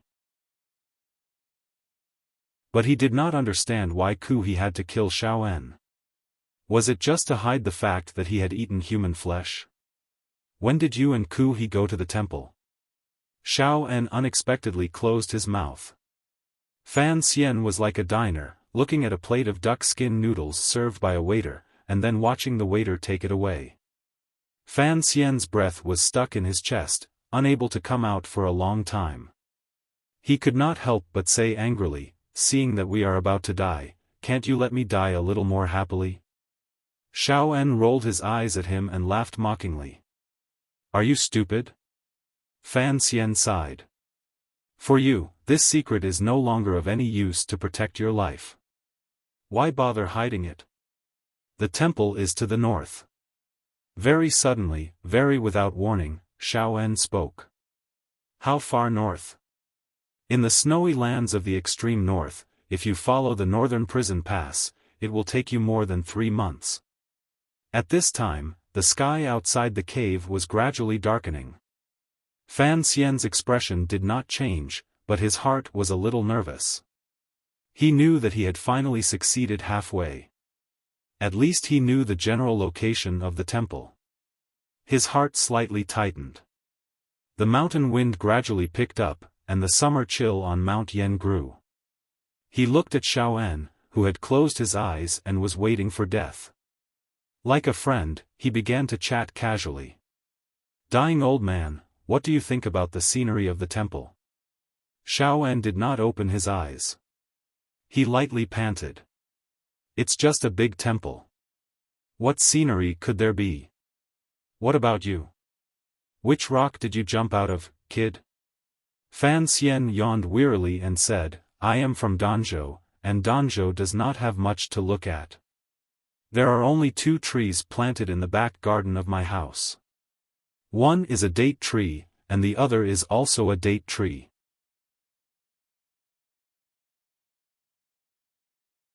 Chapter 240. There are no trees in the temple. The temple is hidden within a snowy mountain. Legend has it that it only shows its true face for 2 days a year, and if one is not sincere, it is impossible to see it. Xiaofan's old voice was calm as he spoke. The temple had a very important meaning to him. Because he knew the relationship between the temple and that little girl, Chen Pingping had paid a great price to capture him back to the Qing kingdom. It was also because he knew the location of the temple that Ku he, who had benefited the most from the temple, wanted to silence him. The northern Qi emperor had extravagantly hoped to receive help from heaven from the temple. But what was the temple? It was nothing more than a temple. Xiaofan suddenly felt that the first half of his life was fake. Only the second half of his life behind bars was real. The old man looked at the darkening sky outside the cave. "Master Fan, do you believe in the existence of God?" he asked with a wooden expression. Fan Xian was silent. He thought of his rebirth and the box. He nodded. "I believe in the existence of God more than anyone else in the world." "What is God?" "If I knew what God was, then I would be God." Xiaofan looked at him with admiration. For someone as young as you to be able to see so clearly is rare. He paused. But His Majesty was still young at the time, so he did not see clearly. Fan Xian knew that the story was about to begin. He couldn't help but feel nervous and expectant. Do you know what the world was like 30 years ago? The kingdom of Wei was powerful, and could unify the world at any time. Correct. At that time, I was already the leader of the Wei Kingdom's Red Cavalry, and His Majesty's confidant. Xiaofan recalled the past, but his expression was strange. He didn't seem to be immersed in the glory of that day, nor did he bear any grudges. Perhaps because he was about to die, he was indifferent and calm. The world of that day was the world of the kingdom of Wei. All of its talents were in the court. But the ones who truly stirred up the court, aside from the previous emperor, were two pairs of brothers. Fan Xian saw that the old man's expression seemed to be able to hold on, and he felt somewhat reassured. One of them was Yuan Zhuang Mohan. Correct. That brother of mine was more promising than I was. Xiaowan's expression softened. And he's more sentimental than I am. I was imprisoned by the kingdom of Qing for 20 years, but he still remembers me. I owe him. Why doesn't anyone know that you two are brothers? The reason is simple. My reputation is too vicious, and who knows how many innocent people I've killed in secret. As a scholar, he naturally doesn't like me, and I don't want to have anything to do with him, Xiaofan replied calmly. Fan Xian paused and changed the subject. Who are the other pair of brothers? It's Zhan Qingfeng and Ku He. Zhan Qingfeng? The father of the founding emperor of Northern Qi, a famous general of his generation? Fan Xian was shocked. It turned out that Ku He was so close to the royal family of Northern Qi. No wonder back then, he did his best to protect the current Empress Dowager and Emperor, and the royal family respected Ku He so much. Ku He is Zhan Qingfeng's younger brother. Ever since he was young, he was determined to become an ascetic monk, cultivating the way of the heavens. He strived to one day prove his way and enter the temple. Xiaofan said sarcastically, most people believe in the temple, but who has actually seen it in the past 1,000 years? It's just that those ascetic monks preach the way everywhere, and their lives are even more pitiful than those of beggars. But the temple really does exist, Fan Xian reminded him. Correct. Xiaofan closed his eyes. At the time, the previous emperor had passed away, and the young emperor ascended to the throne. Although this emperor treated us courtiers fairly well, for some reason, he was strangely afraid of death. All day long, he wanted to practice the art of immortality. Fan Xian said, at that time, Northern Wei was the strongest, and as the emperor, he had nothing to worry about. It was only natural that he would think of these things. Xiaofan continued, so at that time, Ku He took the opportunity to enter the palace and persuade His Majesty to send a diplomatic mission out to sea in search of the temple. He said that if the immortals of the temple taught His Majesty immortal magic, then he would naturally be able to live forever. When His Majesty heard this, there was no reason for him to refuse. He smiled bitterly. As His Majesty's trusted aide and leader of the Crimson Cavalry, this matter naturally fell on my head. Ku He was the one who proposed it, and he was extremely fanatical about the temple. Naturally, he would not stay out of it. Xiaofan said lightly, after gathering the strength of the entire Wei kingdom, and searching for who knows how long, we finally found a clue. So Ku He and I led 1,000 men north. Although the dying old man spoke calmly, Fan Xian knew that the process must have been quite complicated. The temple was worshipped by the people of the world, but it was illusory and without a trace. To be able to find a definite clue was in itself a very astonishing matter. The old and indifferent voice echoed endlessly in the cave. Outside the cave, the light of the sky and the mountains gradually dimmed. Fan Xian listened in silence, and at the right moment, he asked questions. His brain worked furiously. Through Xiaowan's memories, he drew a rough map of the route that the procession had taken to the temple. Time seemed to have returned to more than 30 years ago. The calm air of the yellow mountain outside the cave had turned into a blizzard. In the old man's memories, Fan Xian seemed to see an expedition consisting of 1,000 men. Through a sky full of wind and snow, they struggled to make their way through the incomparably wild north. They wore leather boots and thick leather clothing. Only their eyes were exposed, but they still could not stop the bone-chilling wind from pouring into their bodies. At the front of the procession were the two leaders of the group, Xiaofan, who was in the prime of his life, and the young, pious ascetic monk Ku He. The further north the procession went, the more difficult it became. The further they went, the fewer people there were. Some people froze to death, some fell into icy valleys and disappeared, and some were crushed to death by birds of prey in the sky. In short, as the expedition progressed, the procession became shorter and shorter, and the atmosphere became more and more strange. The world was a sheet of white. Because they had stayed in this dry and cruel environment for too long, some of the people in the procession gradually became blind. They were heartlessly abandoned by Xiaofan in the wilderness. In the distance, some dire wolves that could withstand the cold waited for the blind people to die.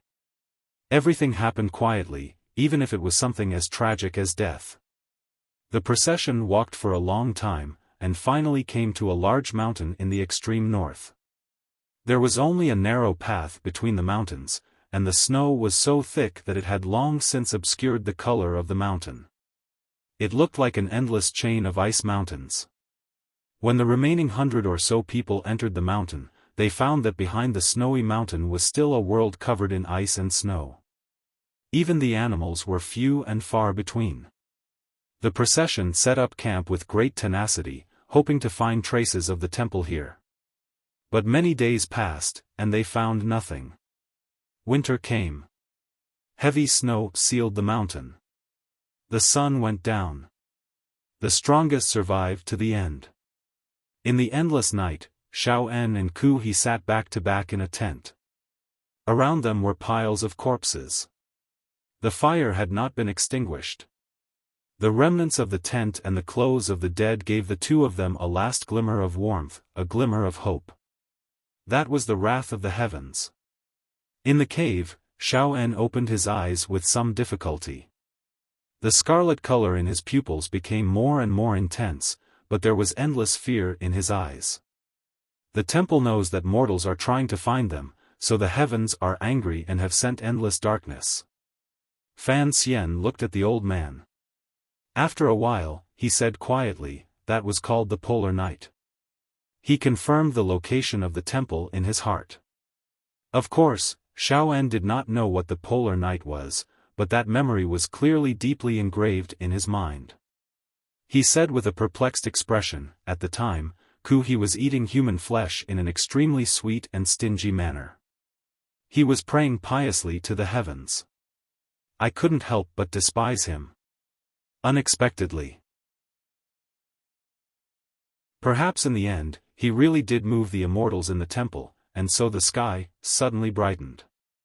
Fan Xian couldn't help but look at Xiaofan. He wondered how the two of them had been able to survive in the polar night that lasted for months. Even if they had human flesh to eat and tents to burn, that kind of loneliness and struggle between the two of them would have probably driven them mad.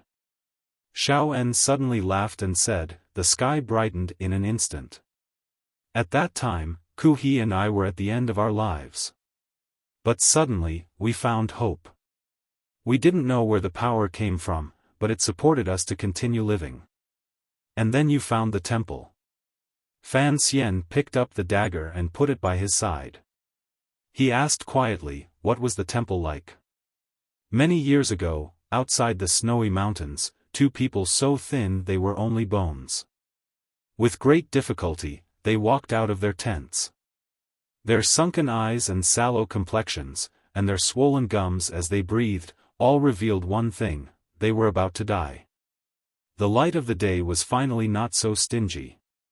After coming out for a while, some animals awoke from their caves.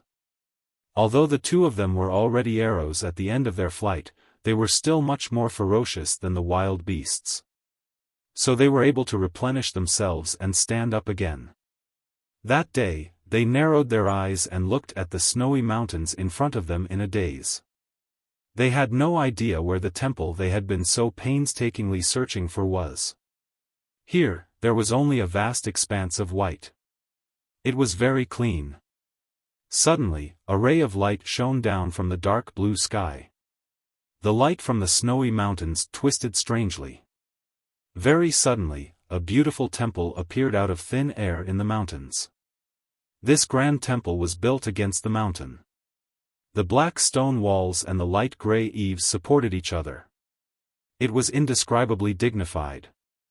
He stared at the mountains in a daze.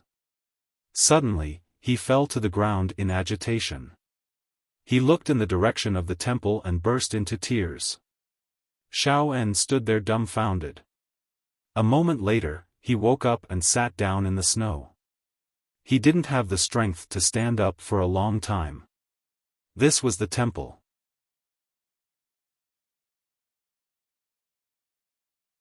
Chapter 241. He, still a young man, and Xiaofan, with a face full of shock, began to climb up the snowy mountain. Their faces were no longer frozen by the wind and snow that filled the sky. Instead, they were filled with a complex mix of emotions: excitement, joy, nervousness, excitement, and a faint sense of fear. There was no fear on He's face, only incomparable fanaticism. He was an ascetic monk, and his whole life he had longed to be able to touch the door of the temple with his own hands, to be able to gently kowtow to the stone steps in front of the temple. The vast universe on the snowy mountain seemed very close, but when the two of them tried to approach it, they discovered that the temple was an extremely distant existence. After climbing for a long time, they felt that the temple was getting further and further away. Those black, solemn stone walls were like an illusory shadow that could vanish into the snowy mountain at any moment. According to legend, the temple only appeared twice a year. He and Xiaofan did not want to give up on this opportunity, so they used all their strength to climb up the snowy mountain. They didn't know how long they had climbed, but their bodies were covered in cuts from the icicles. They were dripping with blood, and they left 2 faint lines of blood on the snowy ground. With a clap, He's palm finally touched the stone steps in front of the temple. The young ascetic monk could not help but impudently clap twice, expressing the ecstasy and indescribable excitement in his heart. Xiaofan was slower than him.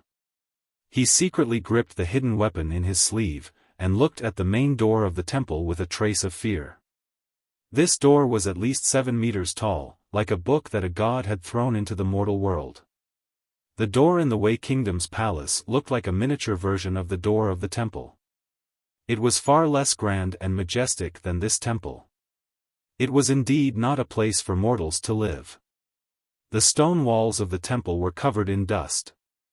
It must have been many years since anyone had come to visit this most mysterious place in the world.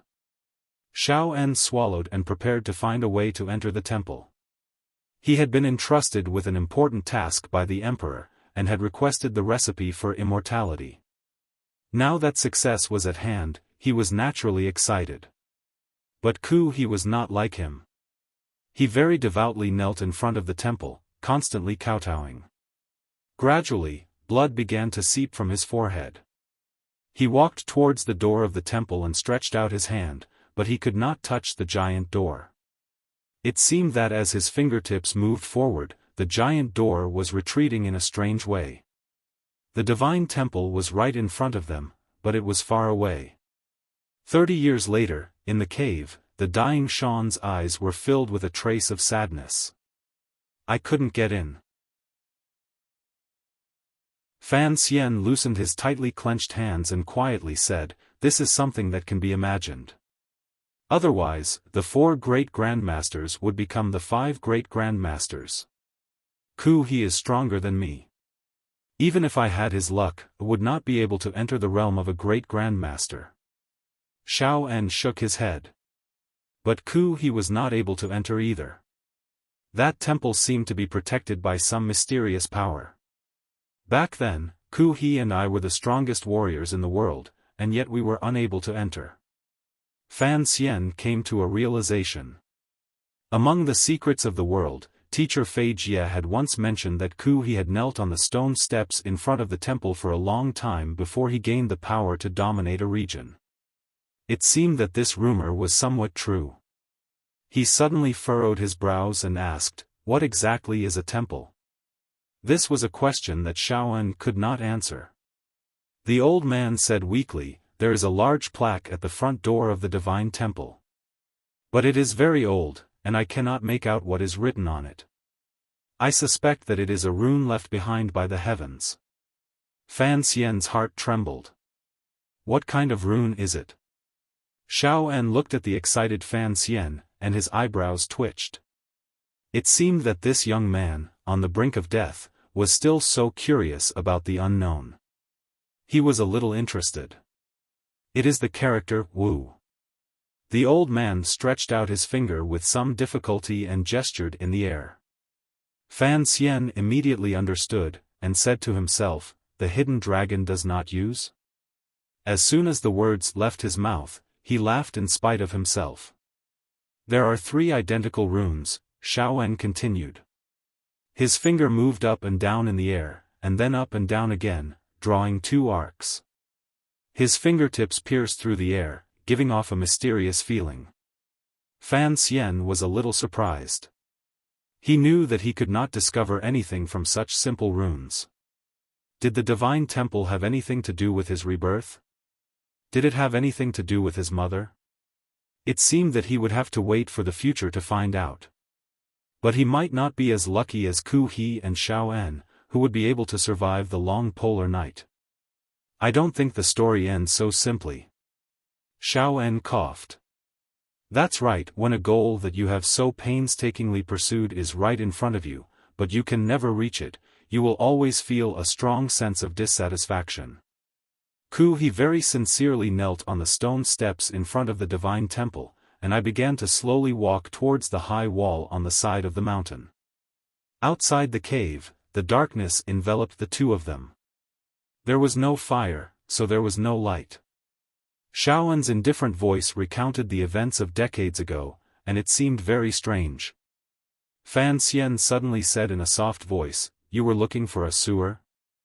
Xiaofan looked at the young man's silhouette at the mouth of the cave. "You were in the same profession. Of course you knew what I would have done. You couldn't even get close to the wall, how could you have entered the divine temple through a sewer? Besides..." Fan Xian frowned. "For a place like this left behind by the heavens, it is not certain that there would be a sewer." "So I failed," Xiaofan said straightforwardly. "Now that I think about it, I was very brave at the time. Facing the divine temple, I still thought of these earthly methods. And then? And then?" Xiaofan sank into a very strange mood. "Then I walked back to the main entrance of the divine temple, and found that Ku He was putting something in his pocket. I was a little curious, and just as I was about to ask him about it." The old man's speech slowed, and Fan Xian's heart jumped. The door of the divine temple opened. "Huh?" Fan Xian subconsciously moved a little closer to Xiaofan, as if he wanted to protect this guy from 30 years ago. An absurd smile appeared in Xiaofan's eyes. In a hoarse voice, he said, "The door of the divine temple opened without a sound. I was overjoyed, and just as I was about to enter, from the world's largest door, a most wonderful person suddenly ran out." "The most wonderful person?" "Yes, it was a little fairy." Xiaofan stood stupidly outside the door of the divine temple, watching helplessly as a little girl rushed into his arms. He almost spat out a mouthful of blood. Out of the corner of his eye, he saw Ku He rush to the door of the divine temple like a ferocious tiger, tangling with a black light inside the divine temple. The young Ku He was already the youngest superior 9th-level master in the world. At this moment, he was stimulated by some unknown reason, and the power within his body was completely unleashed to the peak. He was actually entangled with the mysterious black shadow inside the divine temple. Qi flew in all directions, and the snow was thrown into chaos. After a few breaths, Xiaofan remembered that there was a little girl in his arms. Before he could react, he heard the little girl shout to Ku He, who was on the bluestone steps, "Retreat." It was a very simple word, but coming from the mouth of the little girl, it was as if she was the ruler of a generation. No one could question her. That kind of natural power made Xiaofan's heart tremble, and then he received a slap in the face. "You retreat too." Ku He floated away, and Xiaofan, holding the little girl in his arms, tumbled down the stone steps. He was 30 meters away from the main door of the divine temple. The black light suddenly shrank back into the divine temple, and did not pursue. Xiaofan looked at the giant door with lingering fear.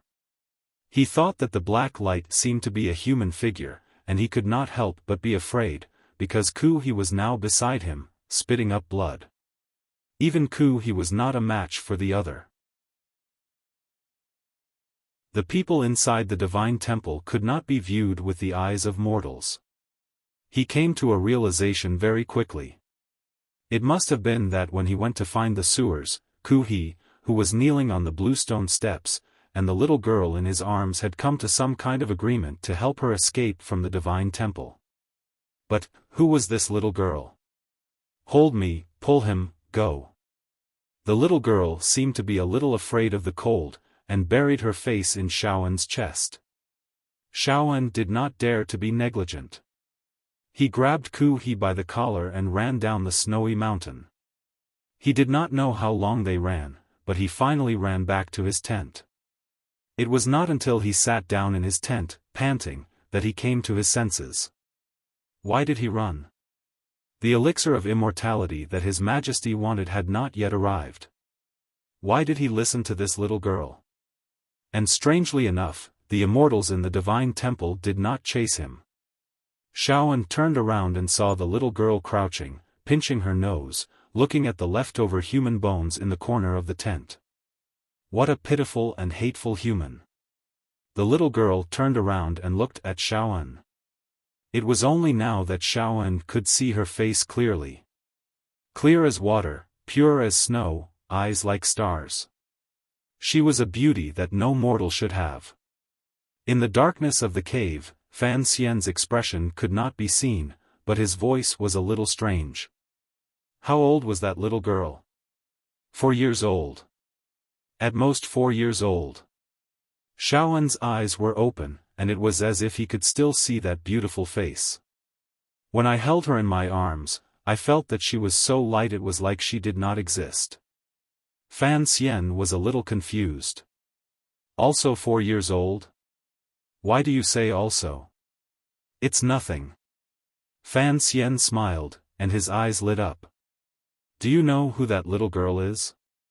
Xiaofan spoke with absolute certainty. Of course I do. She is a little girl who longs for the world of mortals, so she ran out of the divine temple. Fan Xian laughed and shook his finger. Believe me, she is just a little girl who ran into the divine temple to steal things.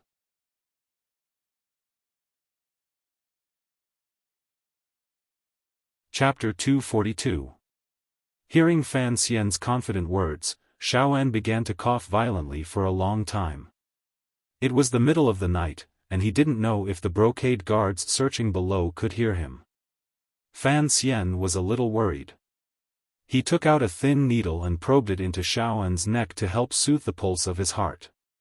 Fan Xian's fingers gently rested on Xiaofan's neck, and he felt a slight wetness and stickiness.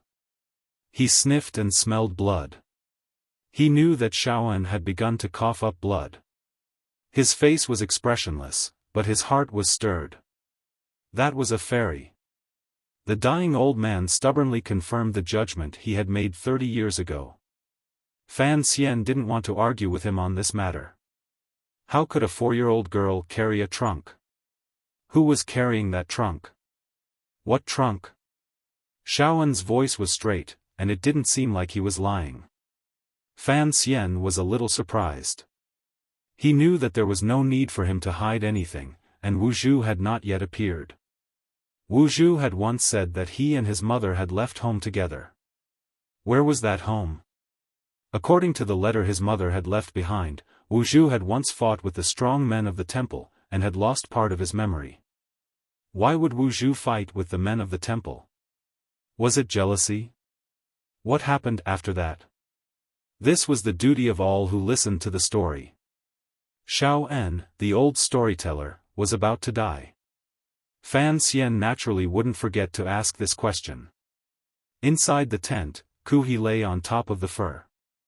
His breathing was a little ragged. He didn't know what the 4-year-old girl had promised him, but it had caused him to go against his beliefs and dare to attack the men of the temple. Xiaofan looked at the little girl, who had lifted the flap of the tent and was looking out into the snow. The wind and snow had not lessened, and the little girl's skin was whiter than snow. Her small hands gripped the thick tent cloth tightly. She was so small, and looking out into the vast world, she felt a sense of loneliness that did not match her age. Carefully, he moved to Ku He's side, and put his hand into the opening of Ku He's robe. That's what I gave him. The little girl didn't even turn her head. Don't touch it. Sean looked at the little girl, and a fierce glint suddenly appeared in his eyes. What Ku He was hiding in his bosom must be some sort of heavenly book from the temple. Xiaofan could not help but be tempted. But when he remembered that the little girl was a fairy who had sneaked out of the temple, Xiaofan immediately gave up on the idea. He knelt down respectfully and kowtowed to the little fairy at the door, saying, "I am the commander of the Discipline Commission of Dawei. Under the orders of His Majesty, I have come to the temple to listen to the heavenly edict. I beg the heavenly deity to grant me the elixir of immortality." This was Sean's mission, and he had not forgotten it. The girl at the door laughed when she heard that. She laughed very happily. After a while, she suddenly threw a pill at Sean. "You helped me, so I'll help you too. Since that monk has benefited, you should benefit too." Xiaofan took the pill and examined it carefully. He couldn't see anything special about it, but since it was a gift from a fairy, he couldn't ignore it. He took out the jade box and carefully placed it inside. "You should go back." The little girl's tone was somewhat old-fashioned. "There's no point in staying here." Xiaofan was a little disappointed. They had finally found the temple, but they hadn't entered. He didn't know what the immortals inside looked like. "Thank you, fairy, for the pill. Don't come here again," the little girl suddenly said softly. "And don't tell anyone where the temple is. If I find out that you have revealed the location of the temple, I will kill you." The little girl turned around, her young face full of frost. "Do you hear me?" Xiaofan bowed his head in agreement. Although such cold words came out of the mouth of a little girl who looked like she was carved from ice and snow, the fact that a 4-year-old girl could speak so clearly proved that she was not an ordinary person. Even though Xiaofan was the leader of the Tiki of Dawei, he still didn't dare disobey. The old man had no choice but to obey. After Ku He woke up, the fairy forced the two of us to swear a deadly oath. Then we began to head south.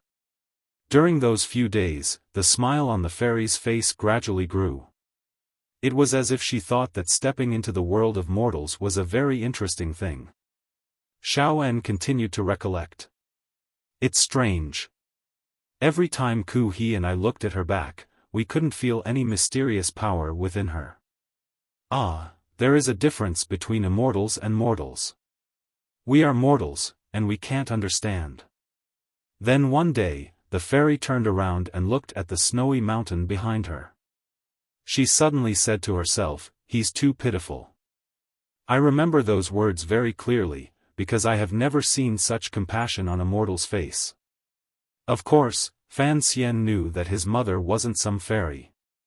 At the time, she probably didn't have much power, but she was able to scare two of the world's most powerful beings.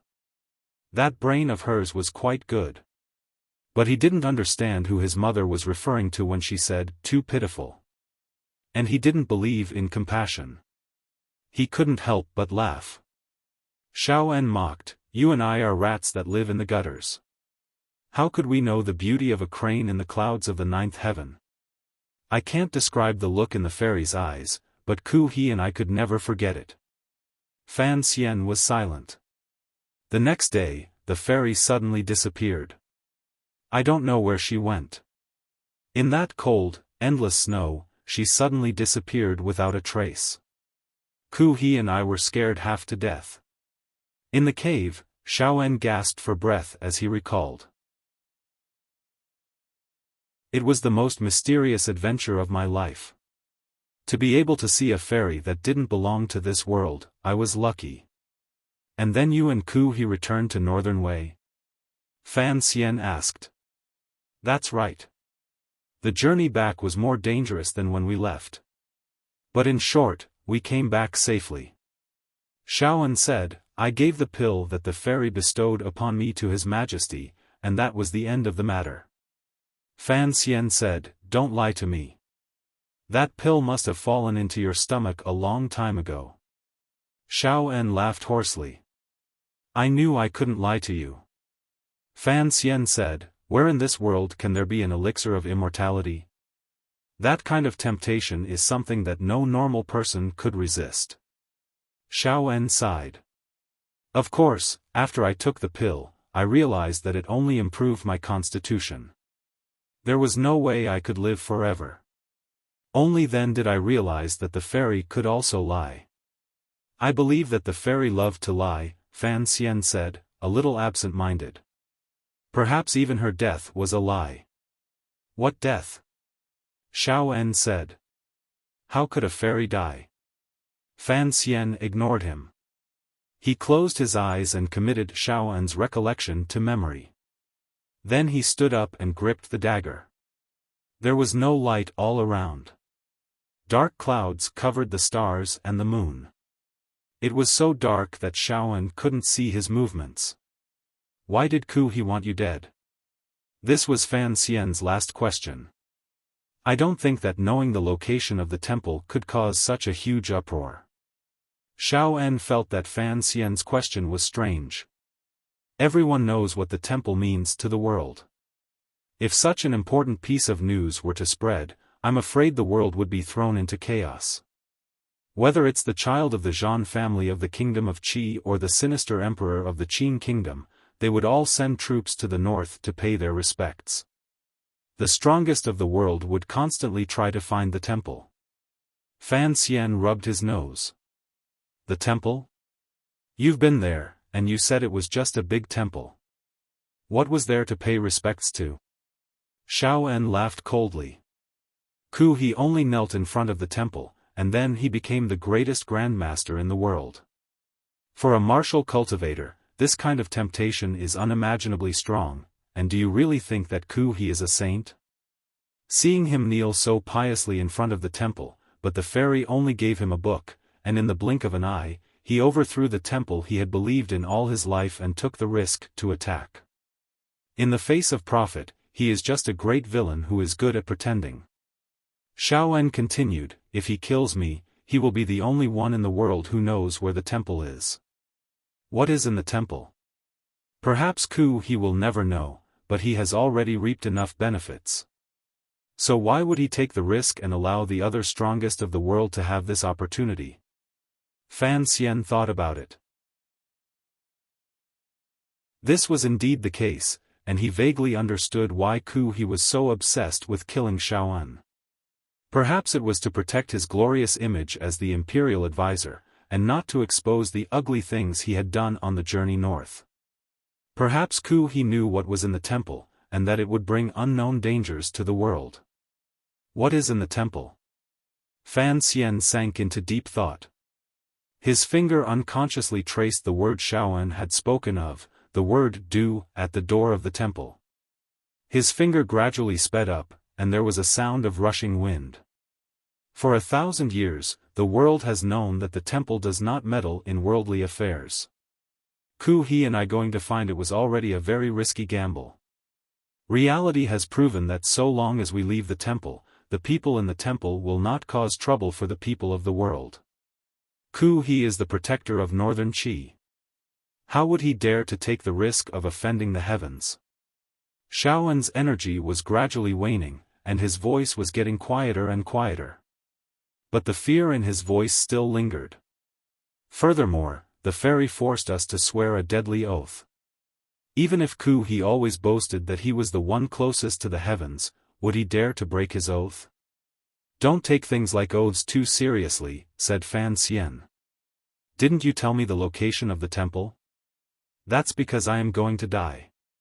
Xiaoan turned his head to the side with some difficulty. And you will die in this cave. Fan Xian smiled apologetically. I don't think so.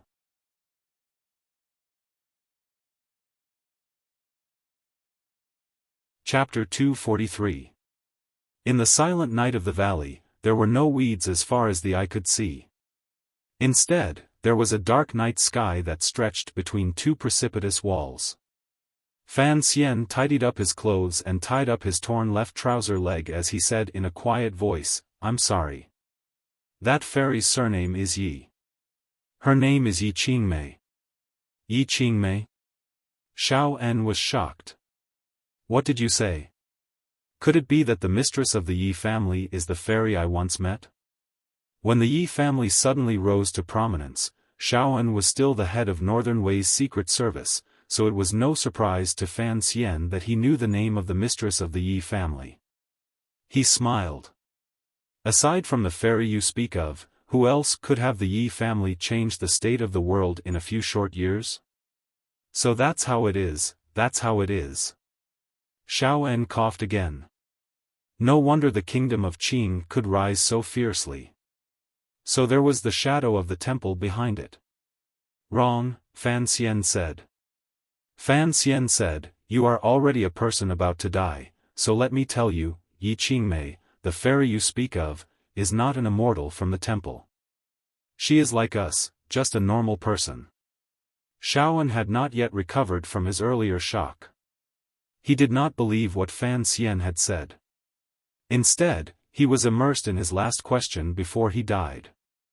Why did the fairy want to capture me and bring me to the kingdom of Qing? As the head of Northern Wei's secret service, he naturally knew the relationship between the Yi family and the Overwatch Council of the kingdom of Qing. The kingdom of Qing had to kill you back then, said Fan Xian. He paused. I must admit that back then, you were a very terrifying person, and the reason why Yi Qingmei sent Shen Pingping to capture you instead of killing you must have been because of your friendship back then. After all, it seems that it was because you broke into the temple that she came to this world. Then, just who are you? In the darkness, Xiaoan's eyes stared at Fan Xian like two sharp arrows. For an old comrade on the verge of death to still have such sharp eyes, Fan Xian couldn't help but feel a little startled. He chuckled. Me? After a moment of silence, he opened his mouth. I am Yi Qingmei's son. Yi Qingmei's son. How Fan Xian wanted to be able to say it aloud to everyone in this familiar yet strange, intimate yet inharmonious world. Unfortunately, there was no such possibility right now. The night was getting darker, and the darkness before dawn had arrived. In a cave with only the two of them, Fan Xian spoke quietly and faintly. I am Yi Qingmei's son. For some reason, the moment these words left his mouth, Fan Xian felt much more relaxed. His heart, which had borne too much pressure, struggled free of the many branches and vines on it in an instant. At least, it obtained a temporary relaxation and gently embraced the taste of freedom in the night wind. The sky gradually brightened. There weren't many memories, but Xiaoan spoke very slowly. After a day and a half, Fan Xian had finally achieved the most important goal of his journey north.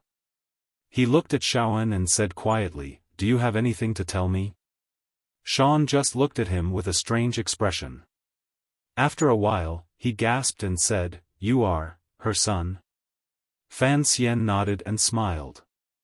I don't have the habit of calling someone my mother. Xiaoan coughed violently, shaking out the last few drops of blood in his heart. He seemed to be crying and laughing at the same time. No wonder you know so many things. No wonder you are so interested in the location of the temple. Before he died, the old man finally saw everything clearly. Gasping for breath, he said, "It seems that this cave won't be able to hold you. I don't have the habit of throwing myself into a death trap." Fan Xian had already prepared everything. He moved closer to Xiaofan. Xiaofan suddenly stared fixedly into his eyes. "If you want to live well, don't go to the temple." Fan Xian's face was calm. He didn't reply. Xiaofan didn't look at him again either. He only turned his gaze to the precipice behind Fan Xian. He frowned slightly, as if thinking about something. After a while, the old man gasped softly. "I used to think that I was a ruthless man who didn't fear death. I only sought freedom. Now that death is right in front of me, I know that everyone is afraid of death. There is no one in this world who isn't afraid of death." For some reason, Fan Xian looked at the dying Xiaofan and slowly loosened his right hand. He said softly, "But, perhaps death is not the end. Perhaps you will go to a completely unfamiliar world." This was his greatest secret, his greatest regret. Xiaofan's gaze fell into the distance. His bloodshot eyes gradually softened. "Are you really the son of the little fairy, no, Yi Qingmei?" Without waiting for Fan Xian to reply, Xiaofan continued indifferently. "But you don't look like her at all." Fan Xian said, "You've only seen her when she was 4. How can you be so sure?" Xiaofan smiled. "Because you are far less beautiful than the little fairy." Fan Xian subconsciously tilted his head. "In this world, there are not many women more beautiful than me. The look in your eyes is different." "How is it different?" Xiaofan looked at him. With a hint of coldness, he said, "Only now do I understand." On that snowy wasteland, the little fairy gazed at the vast white earth. Her eyes were still soft and compassionate. "I never knew how to describe it, but now I seem to feel the coming of that darkness. Only then do I understand that all the emotions in her eyes were expressing one thing." "What is it?" Fan Xian's heart jumped. "The love and attachment to life." Xiaofan smiled and said, "Although there is always a bright smile in your eyes, it is not the same. Your mother should be an extremely sentimental person, but you are an extremely heartless person." Fan Xian smiled. "I don't deny that. I've killed many people in my life, so I never expected to have a good death." Xiaofan did not continue this topic. He looked at the misty sky in a trance. To be able to die in this cave, as you say, a good grave is not bad. Fan Xian half-squatted by his side and put his left hand on the old man's shoulder. He found that the old man's muscles had gradually softened. The sky outside the precipice was still dim, but through the mist that pervaded the valley, a holy light could be seen. This light shone softly on Xiaofan's withered face. It made this secret agent, whose hands were stained with blood, and who had spent the latter half of his life alone and miserable, feel a sense of relief. "Danzhou doesn't have those 2 date trees, does it?" This was the last thing Xiaofan would ask in this world. Fan Xian took the last needle from under the old man's ear. After a moment, he confirmed that he was dead. He tilted his head slightly and looked at Xiaofan's body.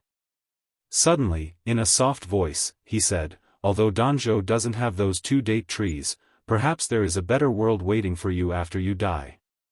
Xiaofan's eyes had already softly closed. His pupils were bloodshot, and he could no longer look at this strange world. Fan Xian let out a murky breath and laid Xiaofan's body flat in the deepest part of the shallow cave. As for whether or not there would be any eagles pecking at him, it seemed that he had not considered that, so he appeared somewhat cold and emotionless. He walked out of the cave and reached out his hand into the air outside the precipice. The white mountain mist moved along with his fingers, and all he caught was empty air. The brocade guard should still be searching for the bodies or traces of the old man and the young man at the bottom of the valley. The precipice of Swallow Mountain was as smooth as a mirror. No one would have thought that someone would be able to jump off the cliff and stand steadily. And no one would have thought that someone would be able to climb up the slippery and wet mountain walls. Fan Xian's whole body was like a piece of paper, tightly pressed against the mountain wall. Behind him was the thick morning mist, effectively concealing his figure. Even if someone was on the opposite side of the mountain wall, they would not be able to discover that he was slowly climbing up like a gecko. When he was in Danzhou, from the age of 12 to 16, he had spent a full 4 years controlling his jinqi outside his body. This was an extremely foolish method of cultivation, but Wu Zhu did not care. Fan Xian practiced it to his heart's content. Unexpectedly, later on in Fan Xian's life, it had helped him so much. Crawling like a gecko, sticking close like a snake, Fan Xian carefully climbed up and up and up, his face expressionless. The effects of the ephedra pill had long since faded, and his jinqi was somewhat lacking, so he did not dare to be careless. The shallow grass rustled slightly, and a hand clung to a rock beside the precipice. A person covered from head to toe in black night clothing climbed out of the valley like a ghost. Fan Xian's face was covered by a hat. He turned his head and saw that the valley was quiet, as if nothing had happened. After a moment, his heart skipped a beat. Through the thick morning mist, he gazed at the mountain forest, but he could see nothing. But he felt as if someone was watching him, and that person's gaze seemed to be fixed on him. Fan Xian lowered his head slightly and turned around.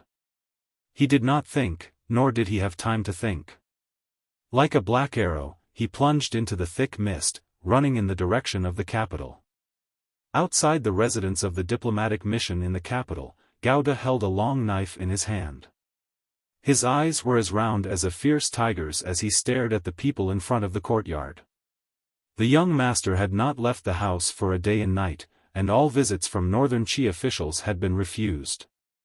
But early that morning, someone from the brocade guard had come to deliver an edict from the palace, saying that the young emperor wanted Fan Xian to enter the palace for a chat.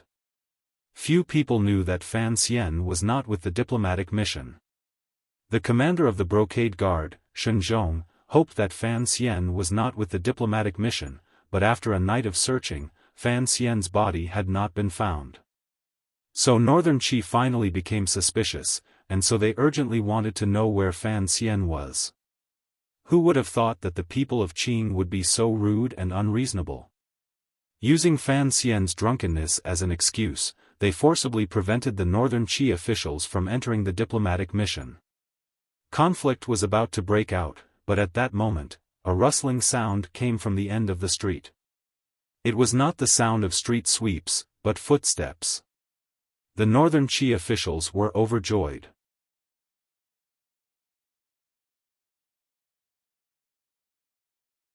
Chapter 244. The morning in Shangjing was bustling. Several groups of people had arrived at the entrance of the diplomatic mission. The Northern Qi officials and the brocade guard parted to make a path. They bowed respectfully to the girl who had leisurely approached. "Greetings, Miss Haitang." Haitang's eyes were drowsy, as if she hadn't woken up yet. Her hands were still in the pockets of her flowery dress. She yawned and asked, "What are you all doing here?" One of the officials hurried forward to report, "I have come by imperial edict to invite Sir Fan Xian into the palace, but Sir Fan's bodyguard refused to announce his arrival." More officials from the brocade guard and Honglu Temple came forward to report their intentions. In short, they all wanted to see Fan Xian. Haitang was slightly startled. She didn't seem to know that so many things had happened in Shangjing in the past 2 days. There was a trace of confusion in her eyes. "Why didn't you announce it?" Tiger Guard Gouda knew that although this girl looked like a country bumpkin, she was actually an important figure in Northern Qi. More importantly, during the days the diplomatic mission had been in Shangjing, his young master had often wandered the streets with this strange woman, so he didn't dare to slight her. He stepped forward and said in a low voice, Xiaofan drank too much last night, so he is not feeling well. He is resting, and it would not be good to disturb him. Haitang muttered to herself for a moment, then said quietly, let me take a look. Having said this, she walked toward the front door of the diplomatic mission. These days, she had often come to the diplomatic mission to find Fan Xian, so the people of the diplomatic mission had long since become accustomed to her presence. Seeing her stride inside, Lin Wan, who was standing on the stone steps, couldn't help but feel a trace of panic flash through his eyes, but he didn't dare to stop her. Gao De, however, was wholeheartedly protective of his master. He frowned and gripped the cloth hilt of his long knife. He stood in front of Haitang and said in a low voice, Miss, His last word turned into a muffled grunt. Haitang didn't make a move. She just turned her body slightly. Her cloth shoes, which never seemed to leave the ground, made a rustling sound. For some reason, she was already behind Gao Da's Jinqi, which had been accumulating for a long time, couldn't find an outlet. His shoulders trembled slightly, and his eyes shone brightly. Haitang smiled and turned to gently pat his shoulder. A strange expression flashed across her ordinary face. Fan Xian and I are friends. I think he will be willing to see me now. When her palm was about to land on Gao Da's shoulder, an extremely gentle and warm current flowed into him. Gao Da slowly closed his eyes. His right hand exerted strength between his thumb and forefinger. The long saber by his side made a sharp sound as it fiercely stabbed into the stone floor beside his feet. The gravel was slightly scattered, and the tip of the saber was more than 3 inches into the ground. In this exchange, although Gao De was extremely skilled, he was still no match for Haitang's realm. Moreover, Haitang's identity was rather special, so he was actually unable to make a move and suffered a loss. Gao De knew that he could not stop Haitang, but he was unwilling to let the young master in the room face Haitang alone. Thus, with a dark expression, he turned and followed the swaying figure into the courtyard. Behind them, the northern Qi officials and brocade guards did not follow. As long as Haitang could confirm whether or not Fan Xian was in the room, it would be fine. There was no need for them to take the risk. Good morning, Miss Haitang. Wang Qinian, holding a bowl of salt water and a miniature mace in his hand, appeared in the long corridor of the courtyard that Haitang had to pass through. This trusted aide of Fan Xian had seen Haitang a few times and could be considered to be familiar with her. Haitang smiled slightly. She knew that he was here to stall for time, but she was not in a hurry. What is that in Sir Wang's hand? Wang Qinian took out the miniature mace from his mouth and extended it in front of Haitang. He laughed and said, My master invented the toothbrush. Toothbrush? Haitang was slightly surprised. Brushing your teeth? Yes. Why not use willow branches? Because this thing is easy to use. It's soft and the brush is exquisite, Wang Qinian said in an ingratiating manner. Only now did he realize that placing the toothbrush that had come into contact with his foul mouth in front of Haitang was a very disrespectful thing to do. He quickly took it back and repeatedly apologized. Haitang smiled bitterly, shook her head, and walked inside. Wang Qinian tossed the bowl and the utensils to his subordinate and eagerly followed. He was almost 40 years old, and he ran faster than a rabbit. As he walked, he chatted with Haitang. He also said that Fan Xian had drunk too much yesterday and was probably still resting. How about she come back later? Actually, everyone knew that Haitang's sudden appearance in the diplomatic mission this early in the morning could not have been a coincidence. She had to see Fan Xian. In the distance of the corridor, a figure dressed in white was looking at the two of them. Haitang was moved. She turned her head, and a chill filled her eyes. So it is the great scholar Yun. Yan Bingyun could see that this last disciple of Ku he was not in a good mood. Although he had been released by the brocade guard, he had always carefully hidden himself in the back of the residence, not wanting to provoke the officials and people of northern Qi. Before he had been imprisoned, Haitang had returned to the palace, and he had met her as the great scholar Yun. Meeting Haitang today made him feel a little awkward, and he silently retreated. Looking at the tightly shut wooden door in front of her, Haitang frowned and reached out to push it open. She was a young woman, and although everyone knew that she had some friendship with Fan Xian, pushing open the door like this was not very polite. Wang Qinian jumped in fright and tried to block the door. But while his qinggong was excellent, there was a huge gap between him and this woman. A gust of wind blew past, and the wooden door creaked open. A drop of cold sweat dripped from Wang Qinian's forehead. He didn't know if he would make it in time. Haitang looked calmly at the large bed in the room. Suddenly, she said, "Sir Wang, you may leave." Wang Qinian did not move. A tired, cold voice came from the room. "Wang Qinian, you may leave." Wang Qinian took a deep breath, and a look of joy appeared in his eyes. He immediately calmed down and bowed. "Yes, Sir Fan." Haitang walked in with light steps, and the wooden door closed behind her. She did not seem surprised, nor was she in a hurry. She took a teapot from the table, poured some cold tea into a cup, and sipped it lightly. Then she sat down on a round stool next to the bed. On the bed, under the brocade quilt, Fan Xian's face was pale, and his eyes were smiling. He looked at the village girl sitting by his bed with great interest. After a moment, he said, "Are you going to keep looking like this?" Haitang covered her mouth with her hand and yawned. "If it weren't for the Empress Dowager asking me to take a look, do you think I would be happy to come early in the morning and see your ugly state?" Fan Xian smiled and said, "As for my appearance, although I don't like it very much, I know it has nothing to do with the word ugly." He lowered his head to glance at it and then said, "I believe that she is not ugly." Under the quilt, Fan Xian's robe was pulled open, and in his naked chest was a beautiful woman with long hair like a black waterfall. Drinking with women for a day and a night. Haitang didn't seem to see the woman in his arms and yawned again. "She's not very beautiful. Are you going to keep looking like this?" "It seems to me that Sir Fan has no intention of stopping me from looking," Haitang said with a smile. In the end, it was Fan Xian who became embarrassed. "Excuse me for a moment, so that the woman in my arms can put on her clothes." He calmly said, "You don't have to give me face, but you have to give the woman face." Women, why make things difficult for women? After the courtesan finished packing, she looked back at Fan Xian with reluctance.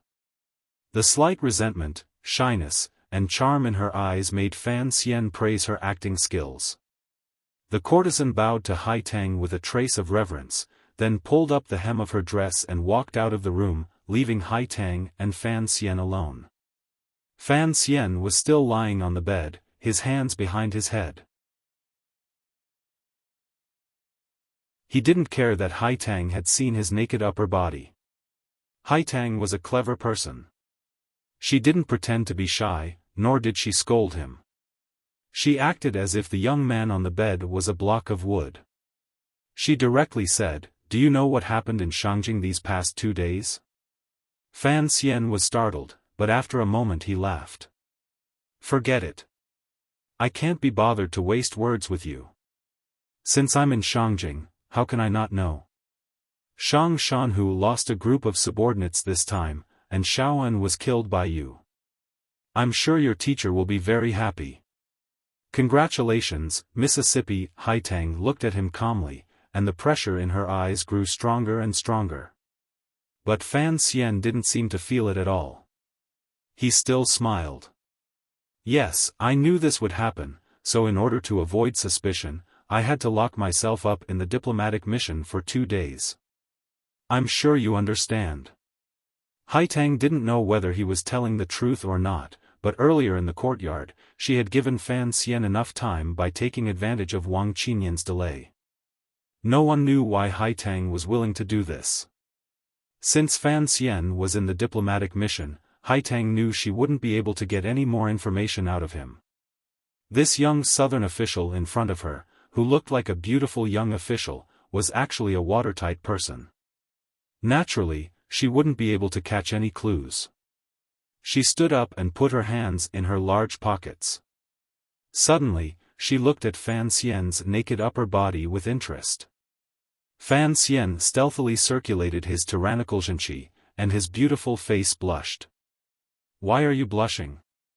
Haitang asked with a smile. "You're glowing." Fan Xian suddenly felt an indescribable danger approaching. A day and 2 nights of mental exhaustion caused his face to immediately turn deathly white. "Why are you white again?" Fan Xian took a deep breath and smiled. "The night of spring is bitter."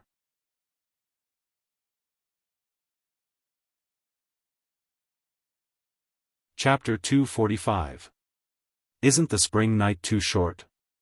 Too long is also a pain. The toothbrush you made. I want one. Fan Xian was stunned. He hadn't expected her to make such a request. He smiled bitterly. "As far as I know, you can buy them on Xiushui Street." Haitang smiled. "Not as good as you. Thank you for the compliment. I didn't think a noble child like you would be willing to spend so much time on such things."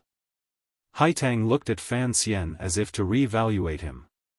Fan Xian slowly closed his eyes and said, "It is clear that you do not know enough about me." Haitang was silent for a moment. "But I only know that after the Empress Dowager's birthday, you will return home. What about your promise to me?" Fan Xian didn't even bother to lift his eyes. "When I'm done sleeping, I'll come and talk to you." Haitang frowned. "That would be good." Fan Xian suddenly opened his eyes. "I'm not in a good mood today, so I don't want to talk. Goodbye." It was the first time Haitang had seen Fan Xian so cold, but she didn't react. She simply left the room. Fan Xian lay on the large bed. He was clearly very tired, but he still could not fall asleep. His expression appeared calm, but his mind was a mess. Without enough time, he could not digest what he had heard and felt last night. He opened his bright eyes and looked at the embroidered canopy on top of the bed. His gaze seemed to pierce through the ceiling, straight through the clouds, and cast into the farthest sky. Now that they had confirmed that Fan Xian was in the diplomatic mission, Northern Qi naturally wondered who had tried to rescue Xiaofan from the precipice of Mount Yan. This question was naturally raised. Lang Tiao, Friar He, and Shenzhong sat on 3 chairs, their brows furrowed. Of the 3, Shenzhong had the highest rank, but Lang Tiao was Ku He's first disciple and the young emperor's martial arts teacher, so he had the highest rank. Friar He, on the other hand, was silent. Yesterday, after the 2 of them had worked together to force Fan Xian and Xiaofan off the cliff, the brocade guard had begun a secret search outside Shangjing. Unexpectedly, a day and a night had passed without any results. In the morning, when they finally couldn't resist asking for help from the palace to force their way into the diplomatic mission, they found Fan Xian sitting on the bed. "Is it not Fan Xian?" Friar He's pale face turned even paler. The poison on his thigh had been purged, but it had also cost him a lot of energy. Lang Tiao closed his eyes and said, "That person must be Fan Xian. He is good at using poison and needles. Other than him, who else could it be?" Friar He frowned. "But that person looks different from Fan Xian." Lang Tiao opened his eyes and said, "People can be disguised." Lang Tiao's status was special, so when he spoke, no one doubted him. But in reality, Fan Xian was perfectly fine in the diplomatic mission. If he had been the one who had fallen off the cliff, how could he have remained in one piece? Unless he was an immortal. Shenzhong couldn't help but doubt Lang Tiao's judgment. But on the surface, he maintained the benevolent countenance of a wealthy old man. The most likely culprit is Fan Xian, because Shang Shanhu is colluding with a southerner. Only a southerner would know so much about this matter. It can't be one of the aces of Dongyi. Seeing Friar He shake his head in disagreement, Shenzhong chuckled. Of course, it could be someone else. Other than Fan Xian, who else could it be? Lang Tiao said in a low voice. He didn't like dealing with the heads of secret agents. If it weren't for the fact that Xiao En was involved, he wouldn't have left the palace to help the brocade guard. Shenzhong glanced at Lang Tiao. With a face full of smiles, he said, Sir Lang Tiao, the Qing kingdom also has many aces. As for the problem of methods, I think you have heard that there has always been an assassin by Chen Pingping's side called the Shadow. However, no one has seen him, and no one knows his methods and style of doing things. Since Fan Xian is the commissioner of the Overwatch Council, then he must have some connection to the Shadow's methods. If that's the case, then the one who attacked the cliff was not Fan Xian, but the Shadow. The Shadow was Chen Pingping's bodyguard. Although no one had ever seen him, as the head of the Northern Qi secret agents, Shenzhong naturally knew of his existence. It doesn't matter who it was. Friar He sighed. The most important thing right now is to confirm whether or not Xiao En is dead. Xiao En is dead. Lang Tiao said calmly. When the black-clothed Fan Xian attacked to save Xiao En, Lang Tiao turned around and stabbed his curved knife into Xiao En's abdomen. He was very confident that the force of the knife's tip had cut off Xiao En's life in that instant. Shenzhong smiled. That's good. The Imperial Advisor and the Empress Dowager will be very satisfied. I thank you both. Once again, the sun was about to sink below the western city wall of Shangjing. Just like every day for thousands of years, the slightly hot wind swirled around the slightly withered leaves and crashed into the various houses in Shangjing. It swirled past people's bodies and swept past the silent tree trunks. After nightfall, the wind gradually cooled. Fan Xian wore an unlined robe and stood next to a tree in the rear courtyard of the diplomatic mission. His eyes narrowed as he watched the first star appear on the horizon. In this weather, he didn't need to wear an unlined robe, but his body was too tired, so he was a little afraid of the cold. He carefully folded the letter in his hand. He didn't use the strength of his palms to shatter it like he usually did. Because this letter was not a secret letter from the council. It was just an ordinary letter from home. The letter was written by Wan Er. Although news from home had been continuously spreading to the north, this was the first time Fan Xian had received a letter from his wife. Presumably, she had been waiting at home a little anxiously. His father-in-law, the Prime Minister, had already stepped down, and Debao had already been brought to Fan Manor. Ruoruo was as calm as usual, as if she hadn't been disturbed by the rumors of marriage. His father was busy with court affairs. These were all the contents of the letter. At the end of the letter, there was nothing about longing, nor was there any urging of a certain person's journey. There were only a few lines: the summer night wind has stopped, and I am troubled in my dreams. I know that you will not return, and my black hair grows longer. How long has it been since we parted?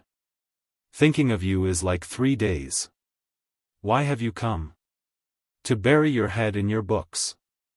Thinking of you is like 3 days. Yesterday, today, and tomorrow. Fan Xian smiled. He could feel the faint longing in the letter, and the woman's rare relaxed mood. He felt a little comforted.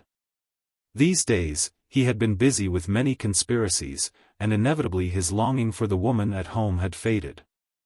Occasionally, when he thought of her, he felt a little guilty. He and Hai Tang had arranged to meet the day after tomorrow, and for some reason, he was now looking forward to this meeting. This was definitely not a problem between a man and a woman, it was just a very pure kind of hope. Fan Xian wanted to find someone to talk to. More accurately, after his conversation with Xiaoan, he needed to talk, but there was no one to talk to. This strange and wonderful feeling lingered in his heart. On that rainy night in the capital of the kingdom of Qing, after the chest had been opened, Fan Xian had thought that he would no longer be lonely in this world. After all, the smell and traces of that woman were everywhere in this world. But now he truly felt that he was still lonely, because that woman had already disappeared without a trace. Xiaofan was right. I really am a heartless person, Fan Xian thought to himself. Fan Xian thought to himself that he was a man without friends. He shook his head and walked into the side room. There were only 3 people in the room, Fan Xian, Yan Bingyun, and Wang Qinian. This was the last internal meeting of the Overwatch Council in Shangjing. Yan Bingyun looked at Fan Xian calmly. Master Fan, have you gotten anything out of him? This was a situation that Fan Xian had already anticipated. He had used all the power of the Overwatch Council and Xinyang to obtain such a clever death trap. As an official of the Kingdom of Qing, everyone was naturally eager to know what secret Xiaofan was talking about. He frowned. I acted too late. Xiaofan is dead. A strange look flashed through Yan Bingyun's eyes, but he immediately returned to normal. He shook his head and sighed. I've planned for so long, but nothing has come of it. What a pity. Fan Xian smiled mockingly. The old cripple has been working for 20 years and still hasn't gotten anything out of him. Do you think I'm an immortal? In his conversations with Yan Bingyun, he would purposely refer to Chen Pingping as an old cripple. This was a very impulsive, even clumsy threat. But when dealing with someone as intelligent as Yan Bingyun, this kind of impulsive method was often more effective. He turned his head to Wang Qinian. Prepare for the return journey. Yes, sir, replied Wang Qinian in a low voice. He paused for a moment, then frowned. Master, what do we do with the impostor who was left in the room yesterday? Fan Xian knew that he meant to silence him, and he felt a little uncomfortable. Bring him back, of course. Yan Bingyun shook his head in disapproval. What if the Northern Qi people find out? What if they find out? Fan Xian stared at Yan Bingyun's face and said mockingly.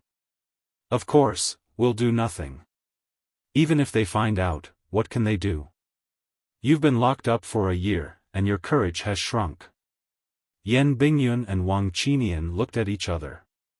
They realized that Fan Xian was in a bad mood today, and so they tacitly kept their mouths shut. Fan Xian looked at the 2 of them and suddenly sighed. Do you think Haitang can't tell? She just can't do anything to me. Wang Qinian then asked for instructions on the return journey. Fan Xian was silent for a moment, then slowly said, once the Empress Dowager's birthday banquet is over, we'll leave immediately. I'm a little homesick. You're tuning into the Xiaofan's Wuxia Tales YouTube channel. Don't forget to subscribe and join us on this journey to catch the most captivating stories.